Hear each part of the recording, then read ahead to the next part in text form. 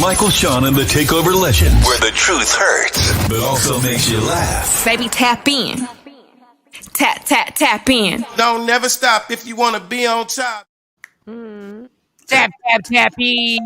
We got to extend it. I like when he says the whole thing when it goes around again. Damn, I left my cell phone right to the left of me. All right, let's start the show. Michael, Shawn, and the Takeover right over there. And all right. Listen, y'all, it's Wednesday. It's Wednesday. It's that, I don't know what white guy. Yes.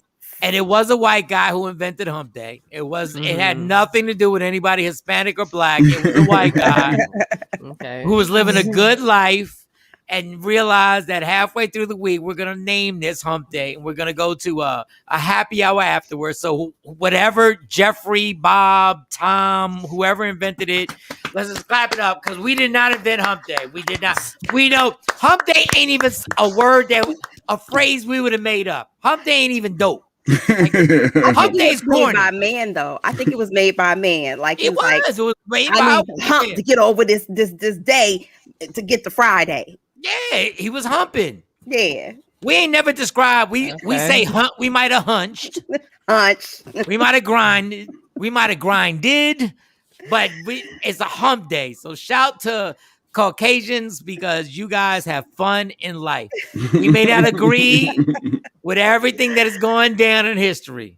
But let me tell you something. White people have turned a Wednesday into a good thing because they're celebrating life for every reason because it's their country. All right, I'm going to stop right there. Listen. All right, let's say good morning. Good morning, good morning, good morning. Let's see. Who goes to the good morning? The first person that has to leave would be Shawnee. So we're going to say good morning. Shawnee, how was your night last night, girl?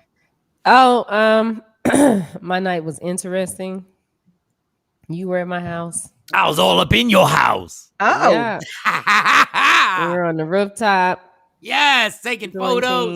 Things. Yeah, taking pictures. Oh, that background looked dope. That's dope. Look at that.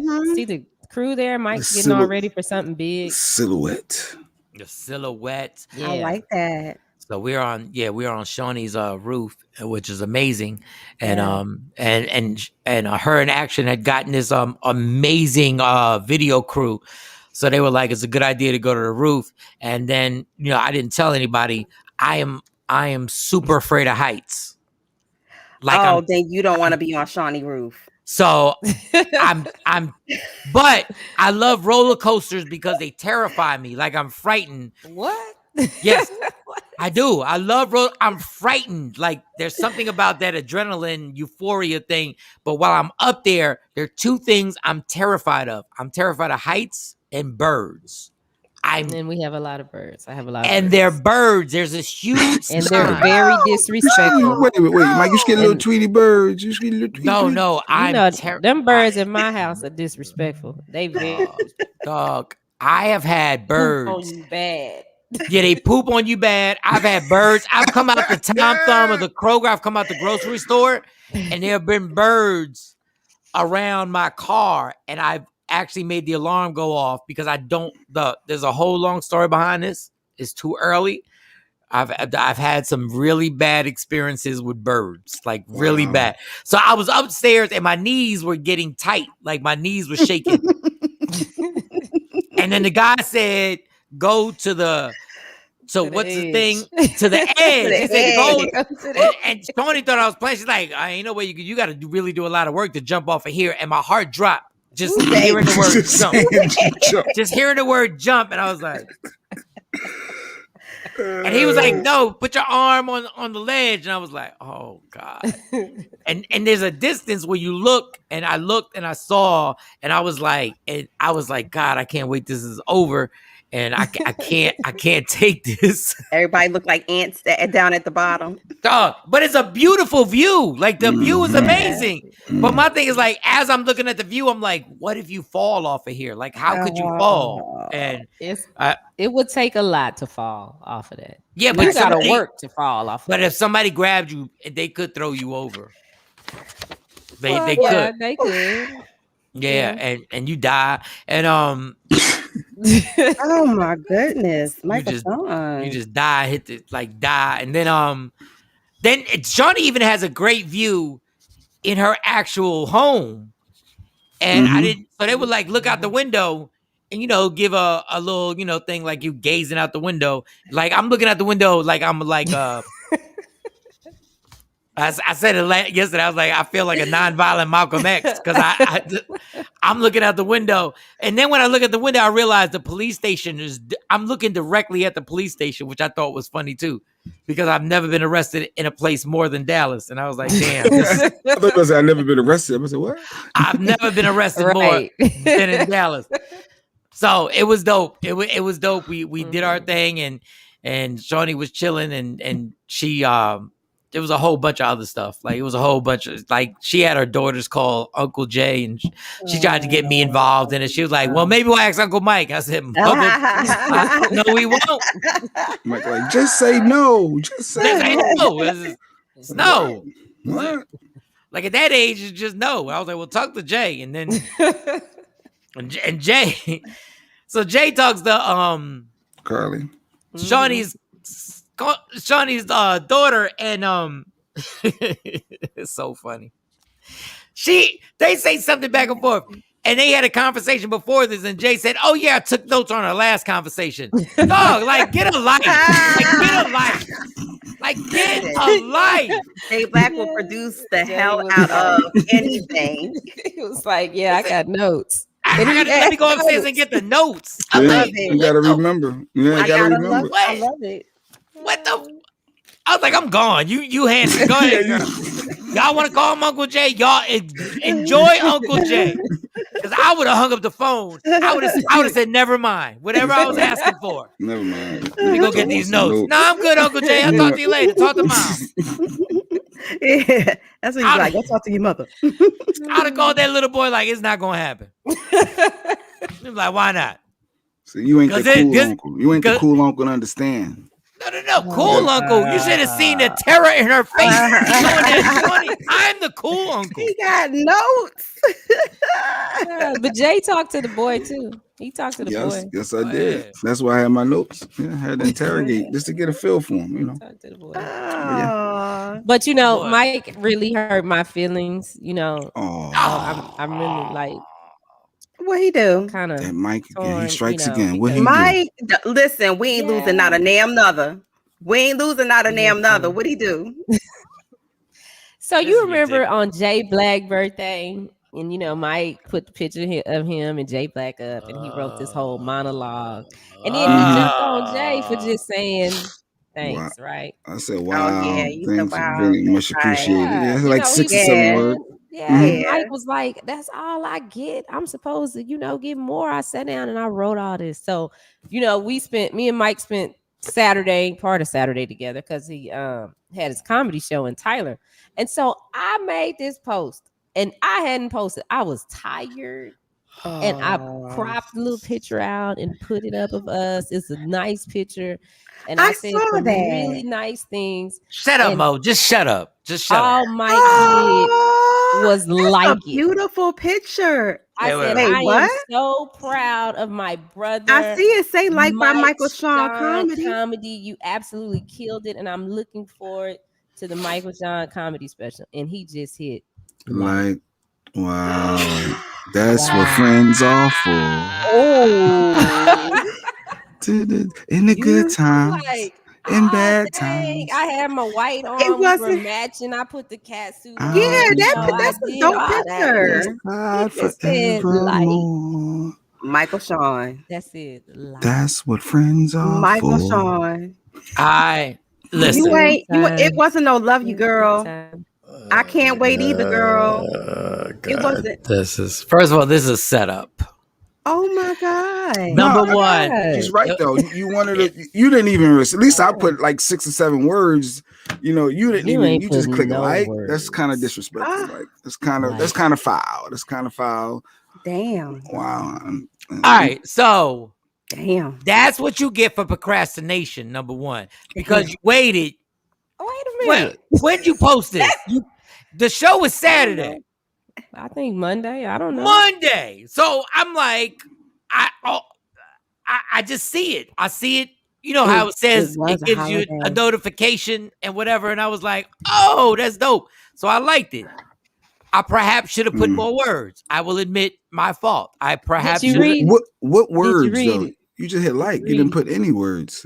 I perhaps should have put. I should have put more words. I don't.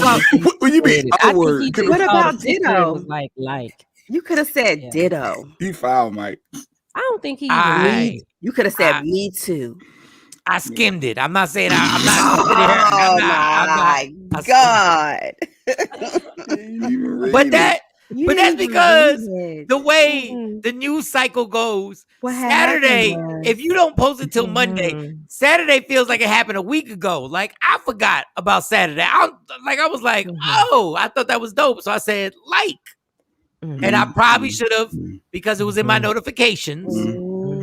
And perhaps maybe if you would have been more, I don't even know the word. If you would have been more, if you'd have done that thing on time and not waited till Monday, but I really appreciate it. I do appreciate it. I'm not going to be Jay Black. I do waiting until Monday is being very intentional. No, I'm not going to be Jay. That's worse. I said I was wrong. I should have put a comment. Maybe I caught feelings because it took you 2 days, but here we go. Okay, that was a little Jay Blackness right there. That was a little Jay Blackness. That's not needed, man. That was a little. I got a half a shade. Yes, I got the close to Jay Black. Okay, so I was wrong. And I didn't even notice it till she brought it up when we were on the roof. And she was like, I got a problem with you. And I was like, Jesus, like, what? Where is this coming from? So I do apologize. And I will have a heartfelt comment back. Now, you probably be like, well, it doesn't matter now. I'm still going to send it. Oh, no, we can do it right now. Just do it right here live. There you go. Jesus. There you go. Oh, we right here. We right here. I'm better when I put it in words. When you think about it. Say it from the heart. It is from the heart, but I like to think my thoughts out. You can't force emotion. Oh my God. Okay. Listen, Shawnee has done more for me than a lot of people who have been around me for over a decade. So I truly appreciate you, Action, and Big Bink, because I thought y'all were full of it.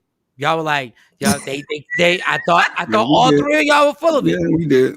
They were like, you family. They can't be this nice. You family. And I was like, that's some bullshit. Like, what do you mean? You just met me? Like, how's that? How are we family that quick? And then it started with the 4th of July thing when I went to Bink's house and Shawnee wasn't even there when I got there. And Bink was like, go ahead, make yourself at home. Go grab some food. Stop playing. You family. And I was like, here go that family shit again. Said, y'all be throwing his word around. And now with everybody. And then Bink was like, you can stay if you want to stay. I was like, wait a minute. Hold up. You don't even know me like that. What do you mean I can stay? I was like, okay. And then next thing you know, I was chilling. And then Action, I thought Action was full of it. Then come to find out, Action done proved his point. Like, all of them proved their point tenfold. Like, I'm like, Action's like, yo, let's get this camera crew to video you. And I got it. And I'm like, what? And then Action drives me and the comedians 2 hours to the show and 2 hours back. In the extra long. And in the big John. Okay, pause with the extra long. Oh, it's called roomy. It's called roomy. Comfy.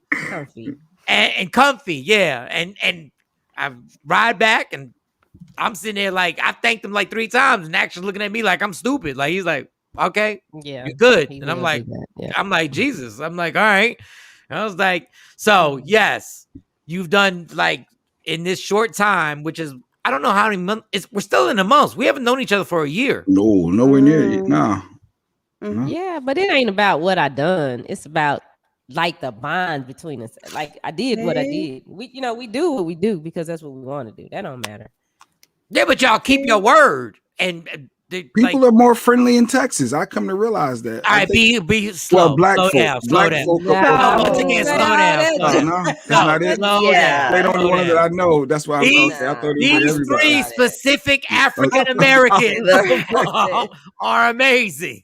The people on the East Coast have been nicer to me than in Texas. Like, I don't even know how to handle it sometimes. And I be sitting there looking at them like, you talking to me? And they being polite. Now down here it's nah, sis. It's just everybody up here on angles. It just a few who ain't.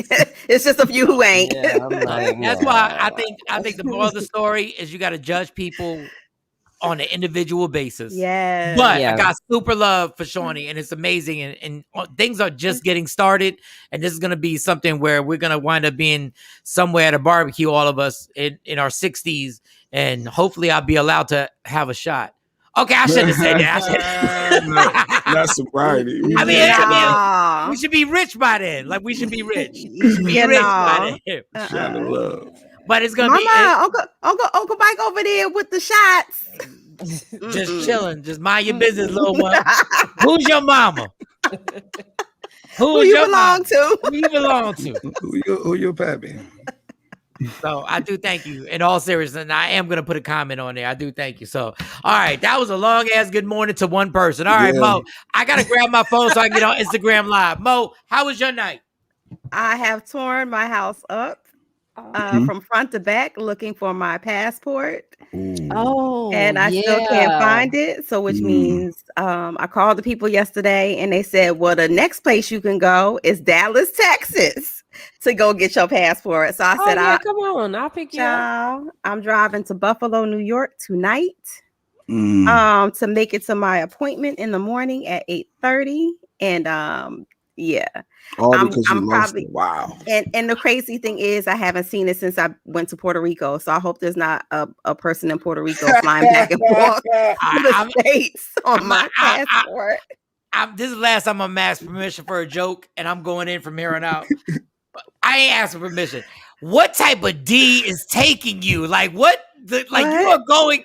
What type of penis has you like this? Because you are going above and beyond to get a passport. Oh yeah, no, it ain't about the D. It ain't about vitamin D. It's my birthday next weekend, Michael Shawn. And so, I feel like when somebody goes like all out to do something nice for you, you can't be like, oh, I can't find my passport. So USOL. Right. Like that's not cool. I promise you, if I had bought your ticket and you were going with me, you would not be driving to Buffalo, New York. Oh, listen, I would have driven to Dallas, Texas to get my passport if you were taking me, Mike. You mean that much to me? No, stop. Just be honest. Like, what is going on? Mo going to get that passport with 100 stamps on it. Yeah, there's something fishy about this. There's something. No, listen. This I'm telling you, and that passport that I lost, I'm so upset because it had my first stamps from Dubai on it. It had my, like it was significant. Oh, you flexing now too? You flexing this morning? Just saying, like those. You flexing this morning? Go ahead, let them know. All of this to say.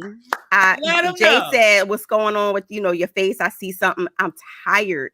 I was up looking. I mean, I tore up my house literally." Every bag, every box, and right after you go get this passport, I know you gonna find it. It's gonna be sitting right there. You be like, hey, you looked under your couch. So I swear. You ever get desperate when you really can't find something, and you get desperate, and you will open the refrigerator and be like, "Let me move this ketchup, this goddamn passport." You in the freezer, like, have you looked through the places? Yeah, sometimes in the fridge, sometimes in the cabinet. I'm sorry, it threw me off. But the couch is good because you know what? Last night I have not been able to find the back of my remote, and I've been on the girls because they had it. Guess where I found it? Dave was sitting on the couch. It is so fun. I moved the pillow. Voila. I just love the fact. I love that Mo got a good spirit about it because I get so irritated when you're looking for something for real, and somebody compares it to the back of a fucking remote. Like, it's too early. Yeah, sorry. I'm trying not to. He was like, "Girl, I know you were looking for your Social Security card to get that blood transfusion, but let me tell you something. Look at the couch because I found the back of my remote." Shawnee, I moved my sofas and vacuum up under my cushions a little bit too much. I'm paranoid with stuff like that. It's not there. That's the first place I looked. It's not there. I looked in all my pocketbooks. You looked in all your luggage. I did not look in my luggage. Girl, go look in my luggage. But I got new luggage since then, so I don't. Go look in all them Louis bags. But why would you look in? I looked in all my bags. I looked in all my bags. But you look where you threw your old luggage out. My old luggage is in the basement, which got water damage during the flood. Oh, that shit is in the old. I mean, that stuff is in the old luggage. It makes sense. I'm gonna check. Yeah, I'm gonna check. But put your galoshes on. I don't even want. Listen, going downstairs in the basement right now gives me like it's a whole still water? anxiety. No, it's not water, but it's still damp and moisture and the smell and it's gonna. Everybody send me your IG link. Everybody send me your IG or whatever because I can't. I can't figure it out. I'm sure that mold. Yeah, the mold. The mold is coming. Yes, the mold is coming on the walls. The mold is here.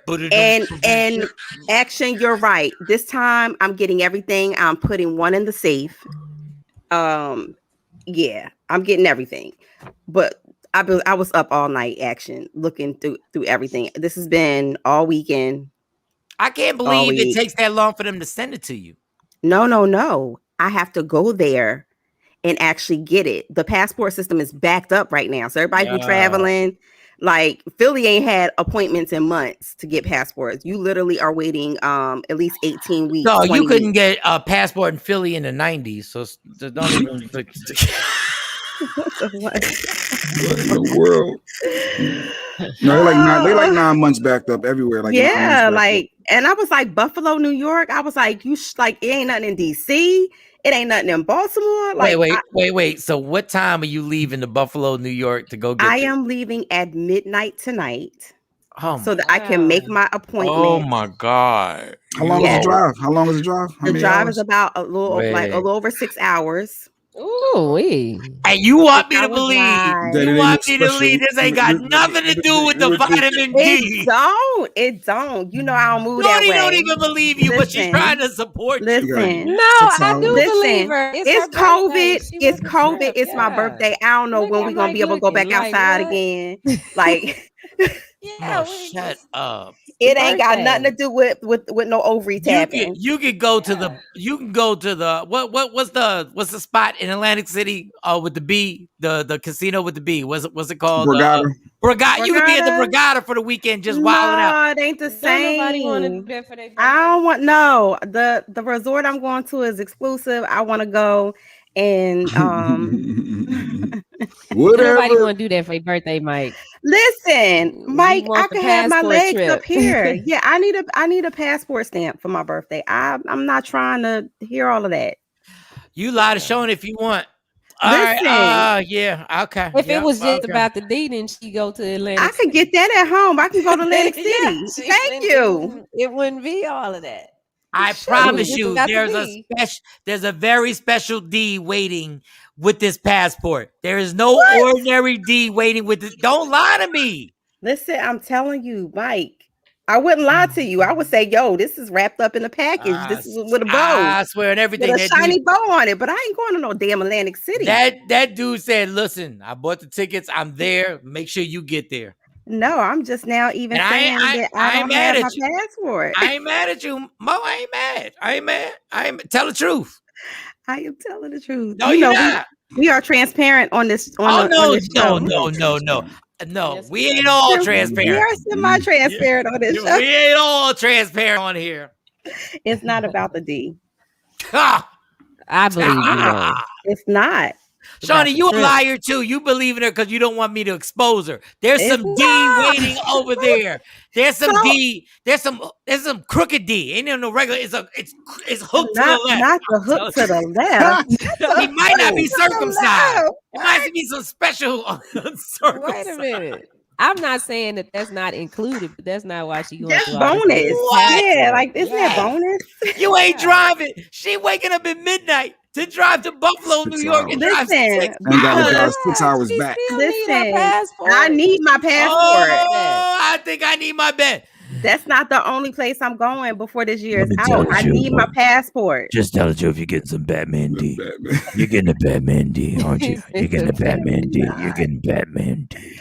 I'm not. It's not. I would It's not admit about it. that. You're single. I would admit it if I was. It is not about that. It's if I was getting some squirter-V, I'd be driving. I'd be waking up right now. I'm like, but yo, you can get that in Atlantic City. No, I'm like, yo, I can't do the whole show. I'm in Texas. I got to drive to Buffalo, New York to get my passport. I got to get. Oh, no, Mike. I promise you. But you can get that in Atlantic City. There's something. Stacey, with nothing to plan for my B-Day 9/10, I will not be going to AZ for my birthday, 50 minutes away. Not. Stacey, what type of random DC sniper-ish was that? Like, what are you talking about? She said she ain't settling for AC is what she did. Atlantic City. The right D will have you in Compton. Stop playing. Not Compton. The right D will have you in the worst part of Brooklyn. Y'all better stop playing and stop downplaying the D. I just, you can have good D. It's good D out there, but I don't know about. Action is awake. That's who I need. Driving 6 hours. That's right. I'm driving 6 hours at midnight because I have things to do during the day. As a single mom out here in these streets, I got responsibilities. Hello, Mom. This is Batman D. As a single mom, that's an entrepreneur. She's an entrepreneur. Yes. I have a small business. There are things I have to take care of in order to go out and play. So if I want to go play in the sandbox, I gotta make sure that my priorities are taken care of. Go get your passport, B. Go get your goddamn passport. This is not. But why can't you just come pick me up? Because the Batman D doesn't pick nobody up. The Batman D says you meet me there. Meet me there. Meet me there. But the only way I can get there is if I wake up at midnight. Then wake your ass up at midnight. No, listen. He's not privy to all of that. He's probably dead set against me doing all of that. He's not even privy to all of that, right? He doesn't know all of this. You got me messed up with. You got me messed up with Robin D. This is Batman D. Get your ass up. Well, Robin D is swinging for the other side now. So, hey. Yeah. You got me mixed up with Captain America D. This is Captain America D. Mo's like, ain't no way in the hell I'm missing this. Mo's like, I don't care. Mo might snort a line of coke with fentanyl, but I'm getting there, guys. Oh my God. Not the fentanyl. No. Wait a minute. And listen, the little white girl who answered the phone, I was like, ma'am, I'm a single mom. That's early for me to get to Buffalo. She was like, well, the next place you can go is Dallas, Texas. And I was like, bitch. Dallas, Texas. He said, girl, do you know what's waiting for me? That's Sunny D. Do you know what's waiting for Mo? Oh, Lord. Mo got her outfits playing out. Her outfits playing. Look, she got the alert on. She got the alarm. I do that anyway. Answer my Batman D. Answer my Batman D. Why are you doing this show? I told you not to do the goddamn show. You could be right there right now. Yeah, no. Mike, you know me too long for that. You know me too long for that. I mean, it might be a bonus. It might be a bonus in there. It is in there. But it ain't. It's my birthday, Michael Shawn. We in the middle of COVID. I haven't did on a damn. Well, I did go come visit y'all in Texas, but that was short. That girl going out there, Mo already lubed up. Mo's vagina is like, you better just get up and go. First of all, Mo's vagina is like, yo, what we not gonna do is what we not gonna do is not get this pass. Your vagina is still mad that you on the show right now. You need to be in the car. I done called you the B word 7 times. B, you need to be in the car. Why are you messing with them? Ain't neither one of them 2 dudes hitting you with the D that's waiting for us. You need to be in the car now.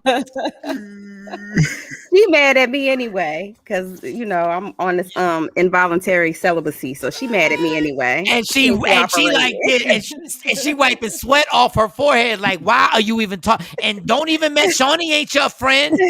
She not your friend. Like she not even messing with other vaginas. She not your friend at all. Get in the car. We done been through everything. We done made it through the hurricane, B. Like, let's go. We got a babysit and everything, and you over here. No. You don't even know if they gonna do allegedly. F them. We don't give a damn. I bet you Shawnee wouldn't be here if she had some tea waiting. You see that heifer's castle? She was waiting for D. And you over here, like, what are we doing? What are we doing? Listen, I know she mad, girl. I'm so sorry. Your clitoris got Timberlands on. Like, girl, if you don't hurry up and get this passport, your clit got Timbs. Your clitoris is ready for war. Your clit got Timbs and fatigues on right now. Like, let's go. I just be trying to look out for you. I just be trying to protect you. You know, I just be trying to preserve you. Keep you safe. Keep you safe out here in these streets. Your clit is mad as hell. Don't talk back either. Yo, you need to take your ass in that car now. Just go get that passport, yo. Listen, real talk. I am, but they won't even let you in the building unless it's your appointment. Your clit's like, who give a damn? Wait outside the building. Yes. Somebody might cancel. Somebody might cancel. You know how doctors do. Doctors always tell you, do you want us to put you on the cancellation list? Yes. Right. Yes. Put us on the cancellation list. Right. She's like, well, if somebody cancel, I said, but bitch, I live 6 hours away. It ain't like it's around the corner. I could throw on some sweats and run to you. Every woman on my IG Live, all the women out there, if there's some D that is inviting you out for a crazy trip, wouldn't you be right now in your car in front of that passport building? Just tell me. Any comments that Kelly, you know Kelly J's like Kelly J would ride a skateboard to go get her passport. Wait. Kelly said, I have traveled to Colorado. For the D. For the D. From where, Kelly J? From where? Oh, God. Ain't she out where y'all at? She's out in Texas, I believe. Oh, okay. Yeah. That's because Kelly G respects the D. No, I'm telling you. The women know that's like a bonus. That's like a bonus, but it's not. I love when your women talk about it as a bonus. Y'all done traveled for nothing but D and a Slurpee. Stop playing. D and a Slurpee. Y'all always act like y'all above and beyond. Y'all better stop that nonsense. Y'all have traveled for the D.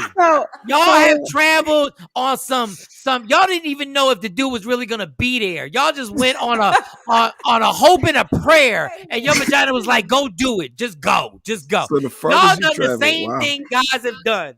Guys have literally gotten a card, not sure if she really gonna be there. She just said, "I'll be there. Just meet me at 7." Yeah, I don't think I've ever experienced that. Yeah, down the street. Man, y'all lucky I respect y'all. I'd curse y'all the hell out right now. Boy, I would curse y'all heifers the hell out. I don't know plane for the D. Ain't no. I haven't even jumped a whole nother city for the D. I just haven't. Y'all have risked your life. I have not experienced D that good for me to say, yeah, I'm about to take this drive. I'm about to take this road trip for it. I haven't. Y'all worse than men. I don't even think I want that kind of D. I just give me the average D. I don't even think I want that type of D that's gonna have me up and driving 24-hour road trip. I don't like to drive. Oh my God, y'all are worse. I haven't had some good D. Y'all are worse than men. I'm not saying that I haven't had some good D. I'm just saying. Y'all have taken Ubers at 3:00 in the morning. Shut up. Stop. Everybody has. Every single person. I don't care how bad you are. I ain't never said I ain't get up in 3:00 in the morning. I know. I said I ain't take no road trip. Yeah, I ain't have to travel. Tasha said she took a flight and drove. All y'all have. How many flights? Flights don't count. First of all, I'm not even saying I'm a dope dude. I just know a bad B has done some extravagant things, and I'm like, you dumb as. But go ahead. We went from good morning to traveling for the D. We ought to play that song. Wait a minute. Let me see if I travel for the D. The best of them. The sexiest chicks in Hollywood have traveled for the D. I'm not one of them. Girl. Maybe I'll find some. Shawnee, you a liar too, but okay. I ain't never traveled for it. You have traveled. Texas. You drove somewhere. You have gone out your way for the D. Stop playing. He better come to me at 3. I know that's right, Stay. Hey, Stacey, you a stupid dummy. Stop lying. Right. You a stupid dummy. Stop lying. For the D. Everybody always says that. She better come to me for the D. I wish I would. Every person who says I wish I would has. Everybody got that one thing in their memory bank that they do not want to share that story on the day that they were like, I can't believe. Oh, I got triple locks on my skeleton on my closet. Let's see if you can do this, Mike. Shawnee, you sexy as damn. What the hell was going on here? Wait a minute. I am. Oh, well, thank you. Early in the morning. Thank you. Oh, that's what you said. I mean, wait a minute. What? Who's saying this? Is that your comment directly to Shawnee? Because you can travel for the V too. You can travel for the V. Hold up. I mean, hey, I'm flattered, but what you do for the V. No, I don't take V. I don't take V. Let's get the alphabet right. This D. Come on, go, Mike. For the D challenge.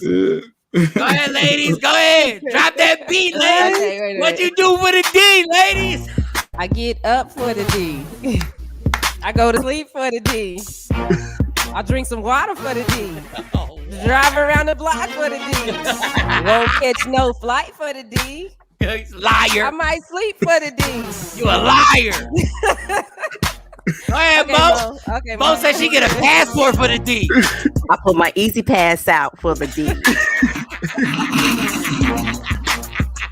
I gotta go get some coffee for the D.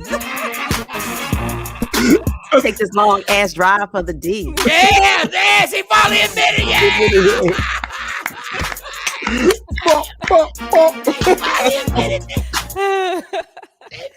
Listen.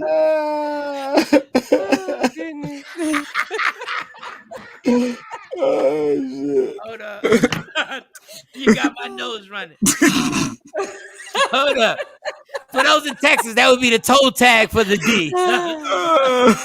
About to hit a whole bunch of toes. Wait a minute. Stacey said she eat the D. Oh my. No, she does. Well, all right. Play that beat for that heifer, right? Wait a minute. She said I ate the D. Wait.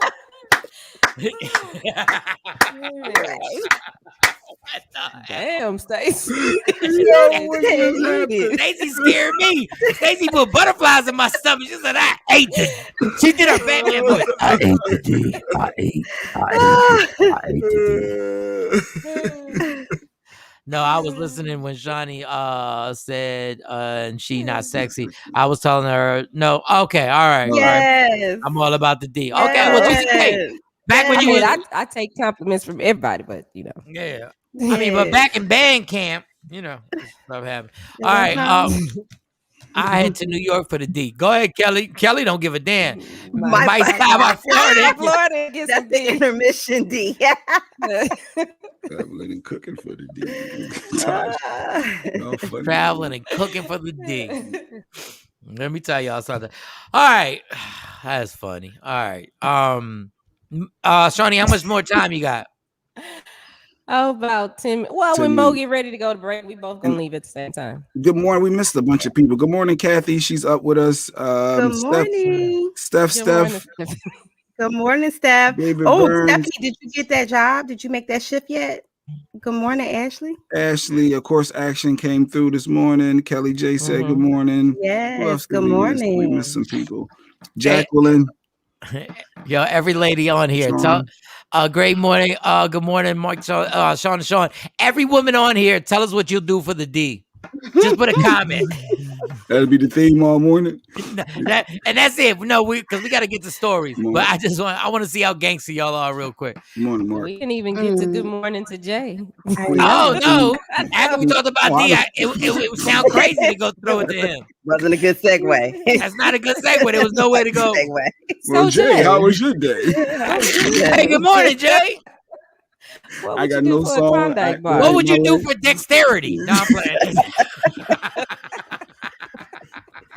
Good word. Good word. Oh, jeez Louise. All right, we gonna get into this whole Monica Lewinsky thing. For those who don't know, she did a lot for the D. And she had a cigar stuck in her for the D. For the D. Real talk. So Monica Lewinsky wants an apology, and I'm gonna tell you straight up and down, she deserves it. Good morning, Afro Queen. Speaking of apologies, we're also gonna talk about Jocelyn's Puerto Rican ass. And I'm Puerto Rican, and I'm really like I don't know what you're doing coming at Lunel. I don't know what type of coke he was on that day, but that's a whole nother laced with fentanyl. It was laced with a drop of fentanyl. Or some type of kitty litter or something. And we'll talk about that. And then we got we already showed the pictures from last night's photo shoot. We'll talk about R. Kelly. Got everybody's getting that Drake. Y'all people gotta grow up. And we're gonna talk about this whole y'all mad because Drake sampled something from R. Kelly. Like y'all stupid dummies. Like white people don't even hold Harvey Weinstein the way y'all hold R. Kelly. Harvey Weinstein got movies all over, still making money. And now one white person has said, hey, take all the movies that Harvey Weinstein ever produced or was a part of down.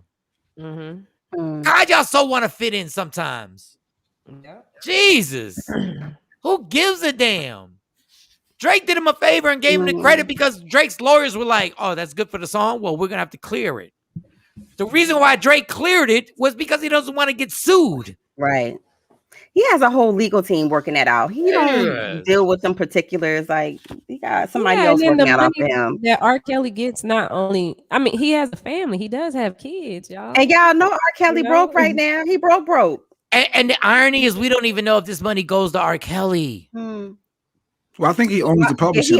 He owns all of his publishing. I find it hard to believe that a man who can't read owns his own publishing. So y'all spread something.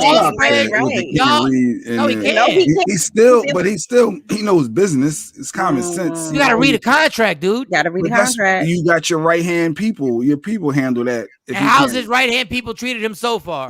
How'd that work out? Well, they were great. Oh, they were fired. Oh, God. The right hand, boy. The right hands, boy. Boy, I'd be lefty all day in my life if I was R. Kelly. Good morning, Tam. What would you do for the D? And this is just going with the stories that Mo's trying to act like she's not leaving at midnight to drive 6 hours to get a passport to go on vacation. And if you, okay.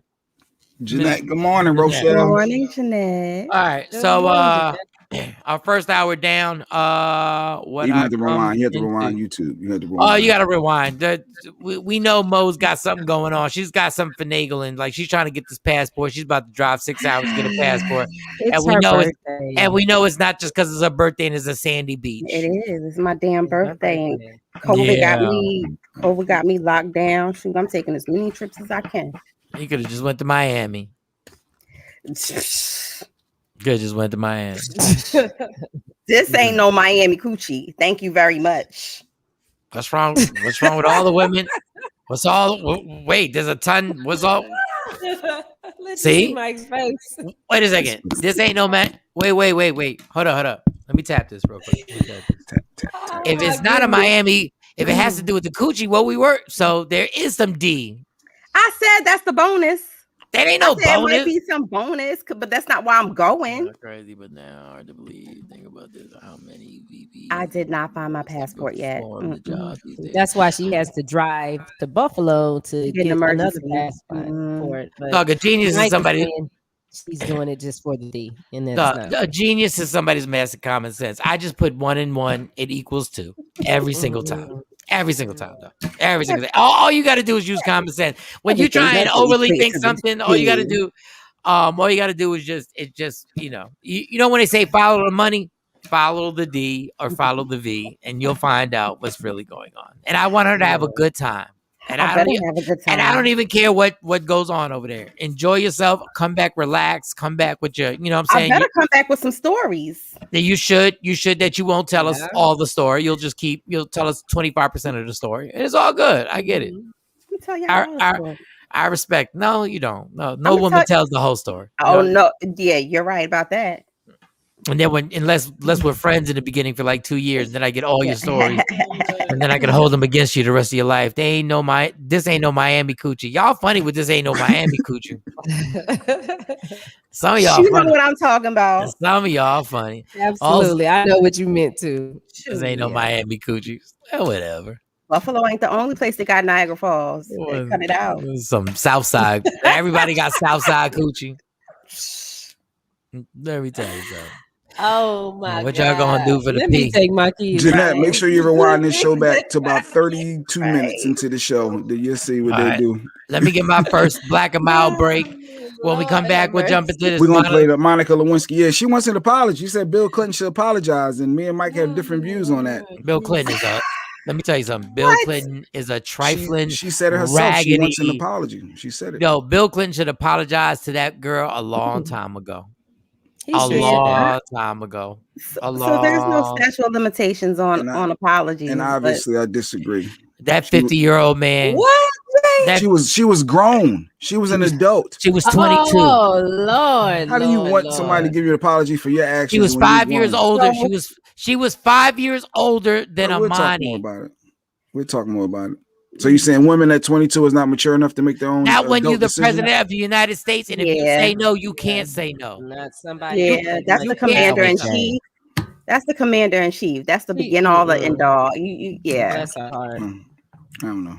Trifling bad. We'll see. We'll play the clip and we'll see. Y'all, they so cold blooded. That's a shame. Y'all make sure y'all jump on Jake real good. No, I'm just saying when you're an adult, you make decisions as an adult. You don't always make the right decisions, but you make decisions. Line out. She had a pocketbook line out. I wonder if she she knew still how got to do the that. dress. Let Michelle Obama go up to you right now and say, Jay Black, you gonna do me or I'm gonna ruin your entire life, including your family. Bill didn't say I'm gonna ruin your entire life. It's implied. When he approached You don't her, know that, though. there was no, and then she rode for that mother, and he sold her out. She lied. She lied. She lied for the D, and that dude played her out. Yeah. And I would love to ride for my homie. Well, he's not my homie. I would love to ride for a dude because, black people, y'all think Bill Clinton was your homie. He was never your homie. So let me say this. In Arkansas, Tosh, you need some days off, Tosh. We hang out with us. Of course, we supported him. Yeah, Tosh. She gotta go. She got a job. She got a new money job. for the D. She can't hang out with us all day. Gotta get the money for the She gotta get the money for the D. You can buy the D now, girl. That's what I'm talking about. You gotta buy. Ain't nothing better than buying it. Well, I'm buying the V. Ain't nothing better than having the money where you can just be like, look, I'm purchasing you. So, all right, we'll take a break. Mo's with us. Shawnee's got to be back. And we'll come back. It's a Black and Mild break. Michael Shawn, the Takeover Legends. Yeah, yo. That's you, Shawnee? Or that's me? That's me. Well, keep on going, Mike. All right, relapse again. Where's relapse again? Old Faithful. Where's Old Faithful? Relapse. Okay, wait a minute. I got it. I was always funny. I was always the funniest kid in the room, the funniest teenager in the class, and the funniest adult. Back then, I didn't even know that this would be my career. It was my protection. Funny is what got me through every trauma in my life. Every person I lost, every fight I lost, every girlfriend I lost. Funny always got me through these things. It was the one relationship that I knew I can't live without this one. I need funny. I gotta make people laugh. I gotta take away their anger so it won't be directed at me. And that relationship was so important that it literally turned into my job. And I thought, this is the end all, be all, be funny. Until I met alcohol.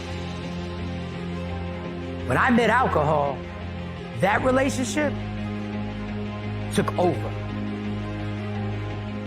I can only explain my relationship with alcohol like a toxic relationship.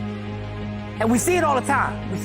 There's a person, let's just say it's a woman who has a bright smile that lights up the room, who has all the energy in the world, and everybody loves this woman.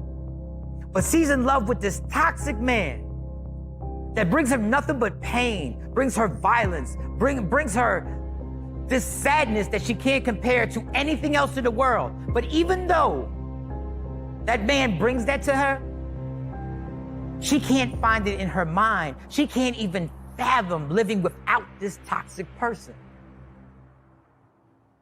That is my exact relationship with alcohol.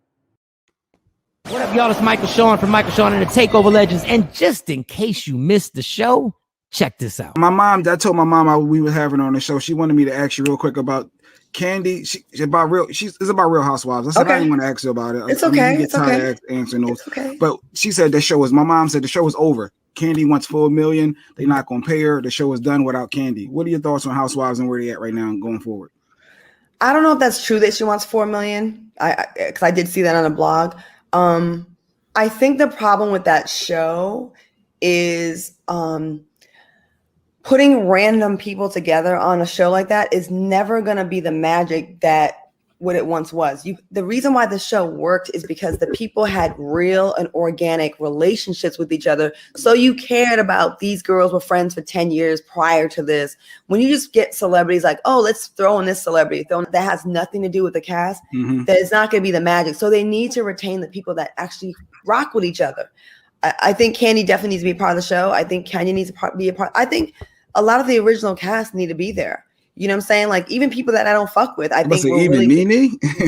Well, she was good for the show. It's just here we go. They'll clip this one part and say that I'm obsessed with her, even though you asked me about the question. I think that Nene, it was great for the show until you start to believe the hype too much, and then and it's a shame because I think she came so far from the beginning of that show. They were making like $5,000 a season. And she took that and really became a breakout star. And to let ego get you fucked up to fumble a $2 million bag because your attitude and you're negative and you're hard to work with and you had salt cameraman and you know, I think that it's sad to see that because we don't have a lot of opportunities where Black women can make $2 million on a reality show. So as much as people think I don't hate her. I just look at her like, damn, if I was your friend, I would have been giving you different advice. You know what I'm saying? So I do think that the show, it may have run its course, or they got to go back to the drawing board and get back what made the show magical. And maybe that is Nene. You know, maybe she'll be humbled now. I don't know. Search Media Room 360 on all streaming platforms. Michael Shawn and the Takeover Legends. Yeah, yo. We the worst records, baby. We about to create a perfectly horrible song. Y'all know I've been in the gym. And now all I wear is tight shirts, tight shirts, tight shirts, tight shirts, tight shirts. Yes, I do. Michael Shawn wears tight shirts every day. I wear tight shirts because I'm working out some. And if I wear the right size, you won't see none of my little cuts in my arms or whatever. Short sleeve tight shirts in any type of weather. People talking trans when they see me in the street. Your shirt's so tight, we can see your heartbeat. Man, clown me if you want, I'm sticking to my guns. And when the summer comes, it's gonna be fun. You can crack jokes and treat me like a jerk, but one day you'll see my six-pack right through my shirt. And even if I wanted to, I just can't stop. I just might rock an Ezekiel crop top. Whoa. What? Did I take it too far? What? Yes. Whatever. Tight shirts in the morning at work and when I grieve. I even wear tight pajama tops when I sleep. Tight shirts. Tight shirts. Tight shirts. Yeah. Tight shirts. Come on. Tight shirts. Come on. Tight shirts. Come on. Tight shirts. Every day. Mike Shawn wears tight shirts. To the gym or wherever. tight shirts. Tight shirts, tight shirts, tight shirts, tight shirts, Michael Shawn and We the Worst Records, Pluto, Aristotle, and P Skills have just destroyed or created another perfectly horrible song. Yeah, yo! Check out the next single, Grown Man Wearing Skinny Jeans.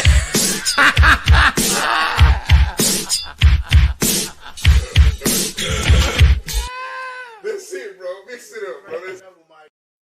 Don't never stop if you want to be on top. Yeah. Tap in. Boom. Michael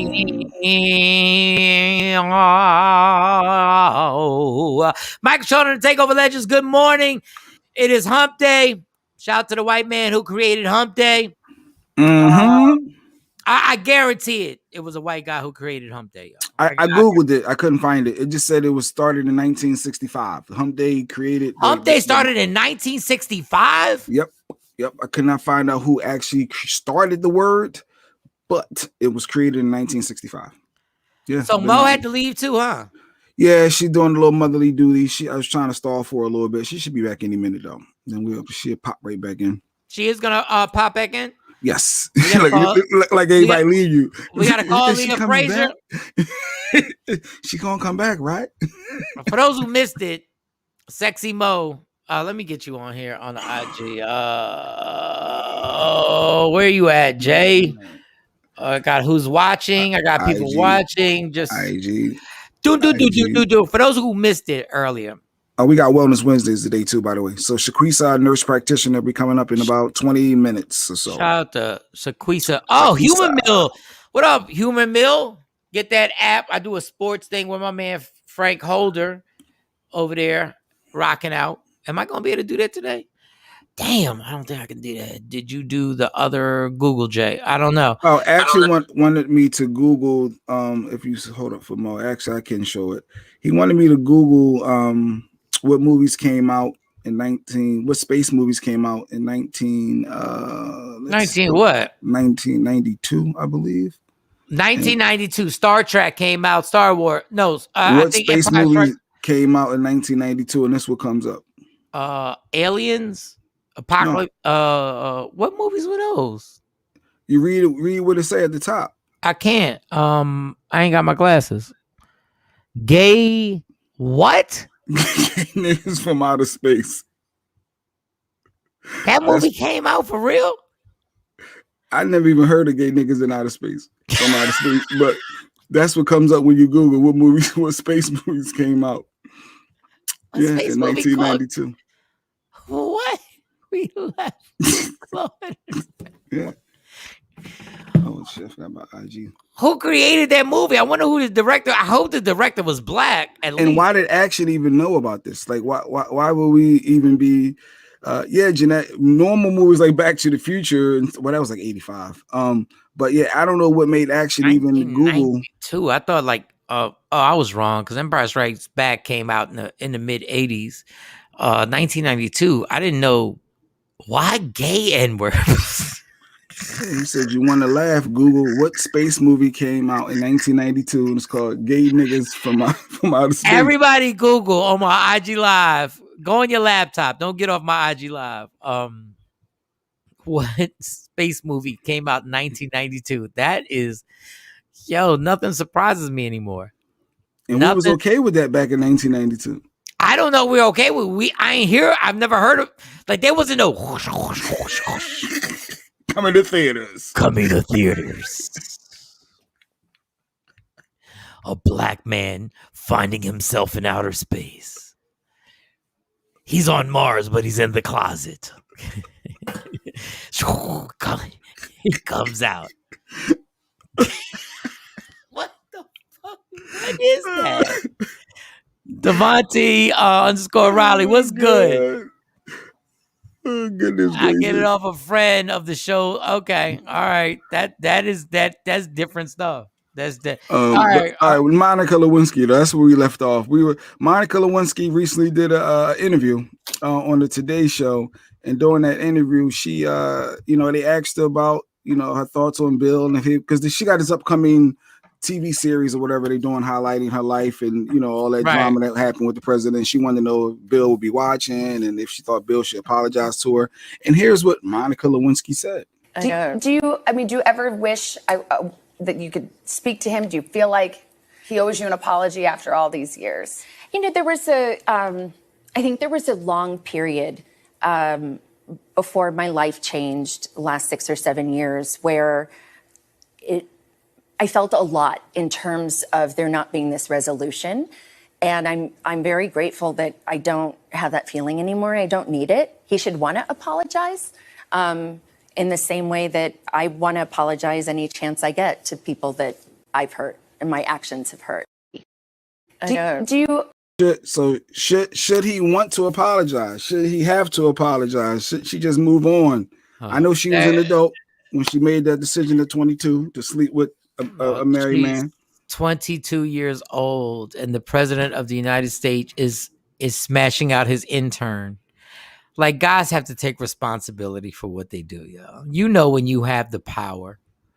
You know when you have the power, Bill Clinton. You was a scumbucket. You know you were.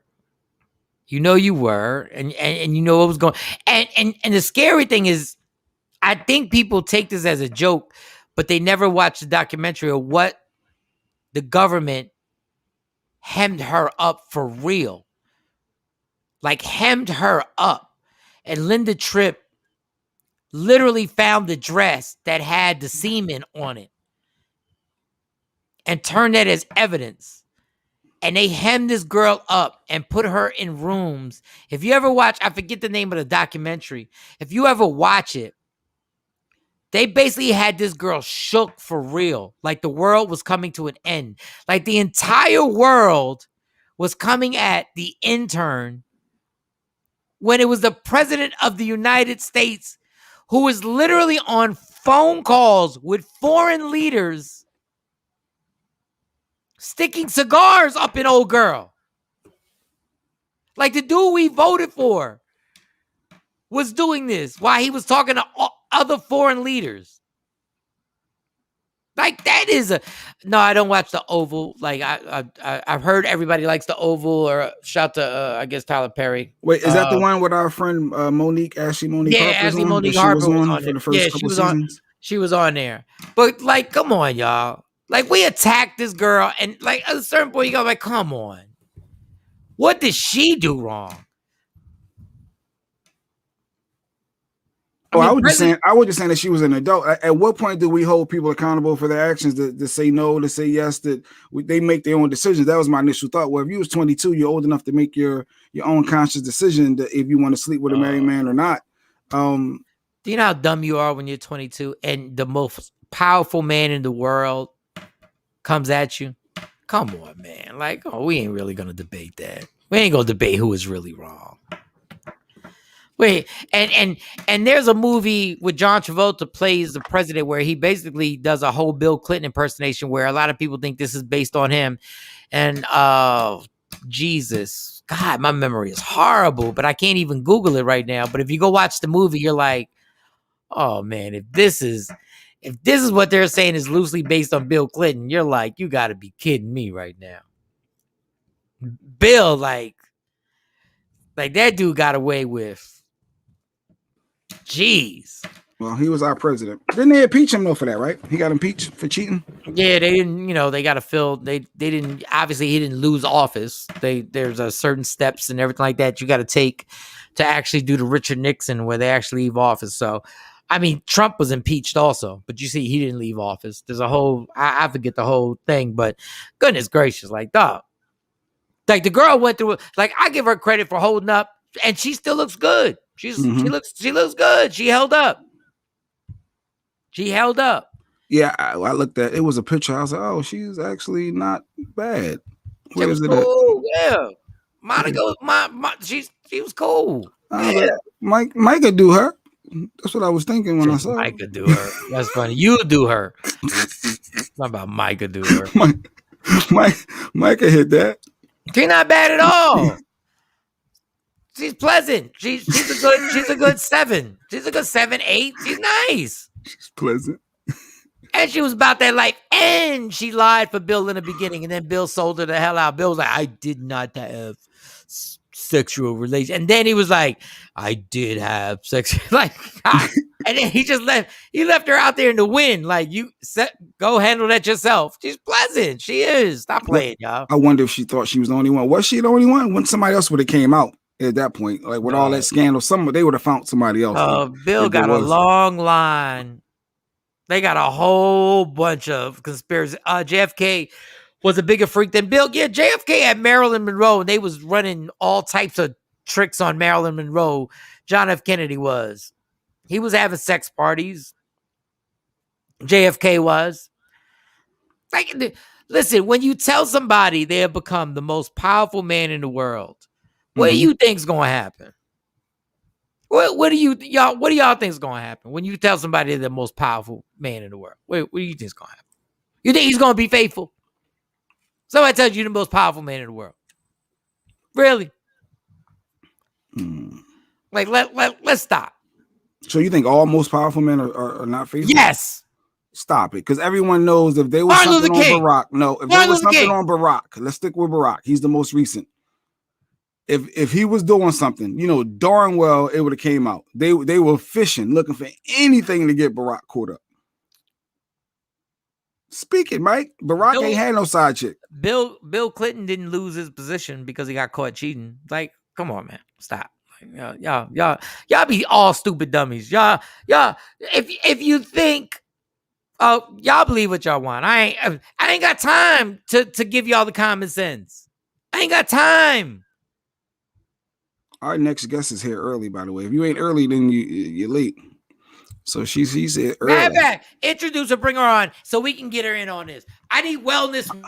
It's Wellness Wednesdays. I actually want to talk a little bit about the Michael K. Williams and the heroin and the fentanyl and how that affects you. She joins us each week for Wellness Wednesdays. Is our nurse practitioner from Texas. That means, yes, she's like a doctor. She can see you, she can treat you, she can prescribe you the blue pill for Mike if he needs and stuff like that. So real talk, girl. Give me that prescription, Sequise. girl. Good morning. How are you? Good morning. And she's solid. And she's solid. As a rock. Solid as a rock. I ain't got no time to give you common sense here. I ain't got no time to give y'all common sense on here. I feel you on that, Mike. I almost busted the window out myself yesterday, and I thought about that when y'all did. You came in late. You had busted the window, then you had to come up with an excuse. How you I almost busted the window myself yesterday. So common sense is not common. That is obvious.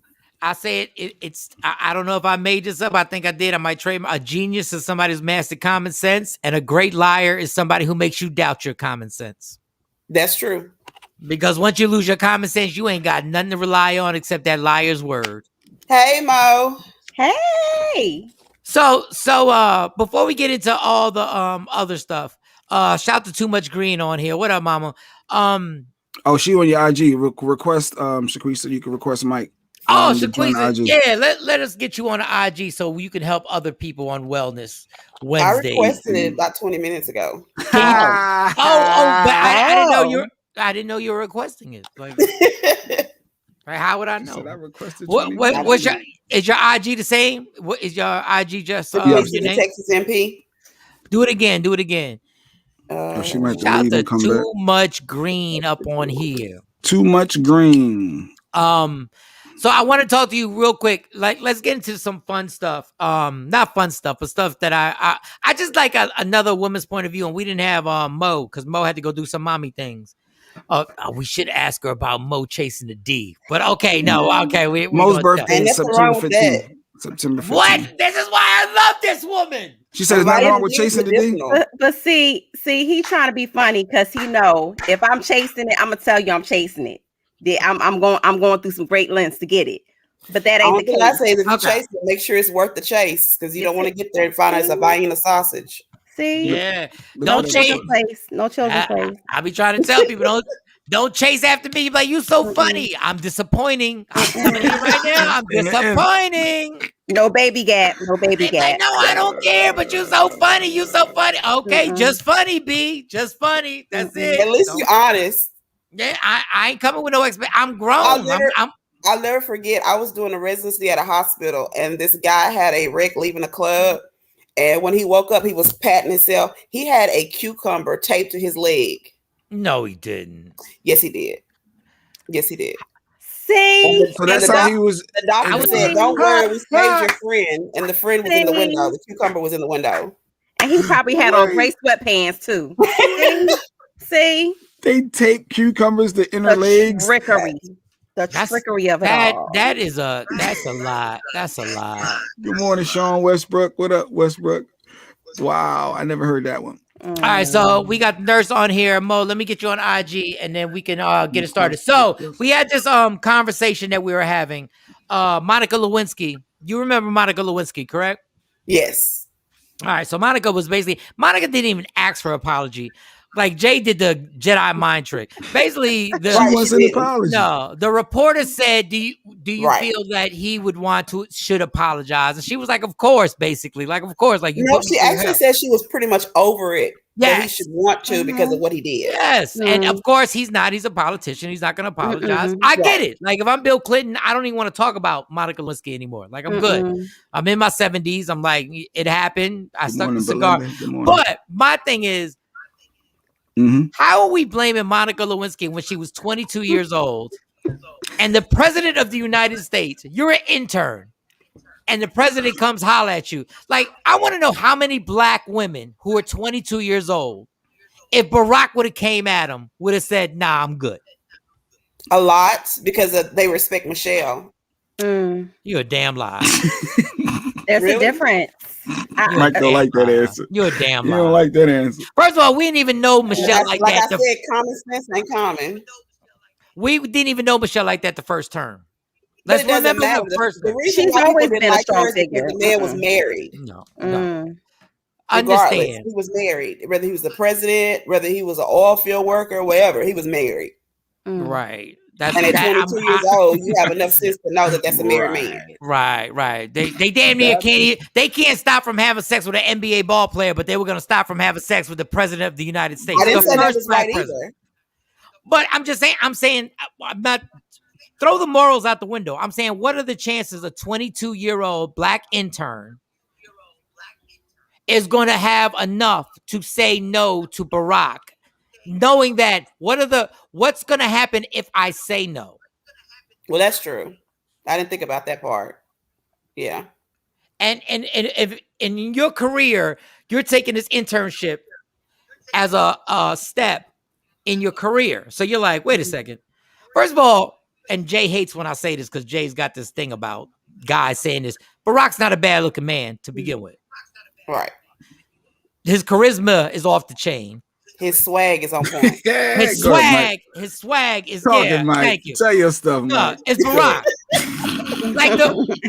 Barack's the only president that we've ever seen with his shirt off. You know how gangster that is? And don't forget, he smokes Newports. And he smokes Newports. And I know and he used to smoke weed. And he got a nice jump shot. Like, come on, stop. Like, I wouldn't want my daughter to. I would never want my daughters to partake in something like that. I would never. But if one of my daughters said this is what happened, I'm like, God, I get it. Like, I get it. Like, the one with the wicked jump shot. Okay, we're gonna let that slide. But I think it's a thing of power, though, Michael Shawn, right? Yeah. Because the person who's over you. I mean, we've all been in a situation where somebody's over us, and we've had to make difficult decisions. And I think it's just about power. It's about power. And it's about the intimidation of power. It's about but it's also about the lust of power. It's also about like we're sitting there being like, you know, people. That is true. People will be like, well, you should have known better. You ain't got no morals. They ain't got no morals. What? Though there were people who couldn't turn down Jay-Z, and you're gonna turn down Barack. And we was dancing, but. All right, so let's get to the wellness. What do we want to talk about today? What is it that we want to actually hit? What are the topics we want to get to? Well, I was curious about the heroin. Heroin. Go ahead, say it, heroin. Yeah.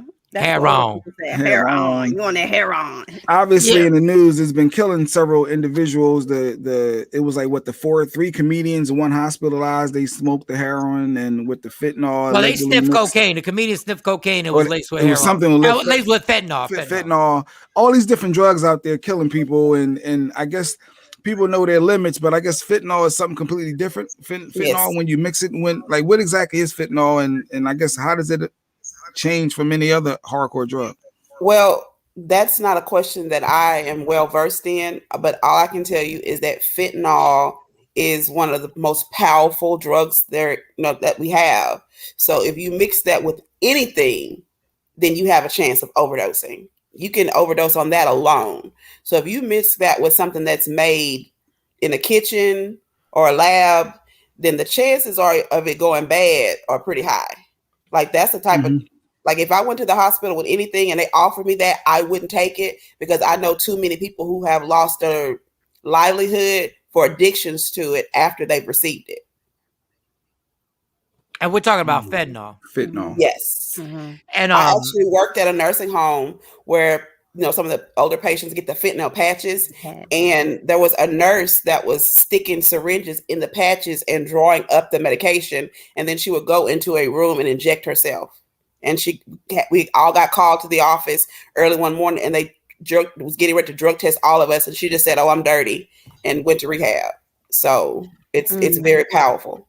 And that was the only thing I was gonna say. When I was in rehab, I watched these young cats tell me all about the fentanyl stories and the after effects of it and how lethal it is. It's a sprinkle. It's literally just a sprinkle that they're putting on heroin and coke. I just don't understand why. And I hope, unfortunately, with the Michael K. Williams situation, I hope, and with the situation with the comedians, that there are people who survived it, that they can actually get to these drug dealers to find out, first of all, arrest them.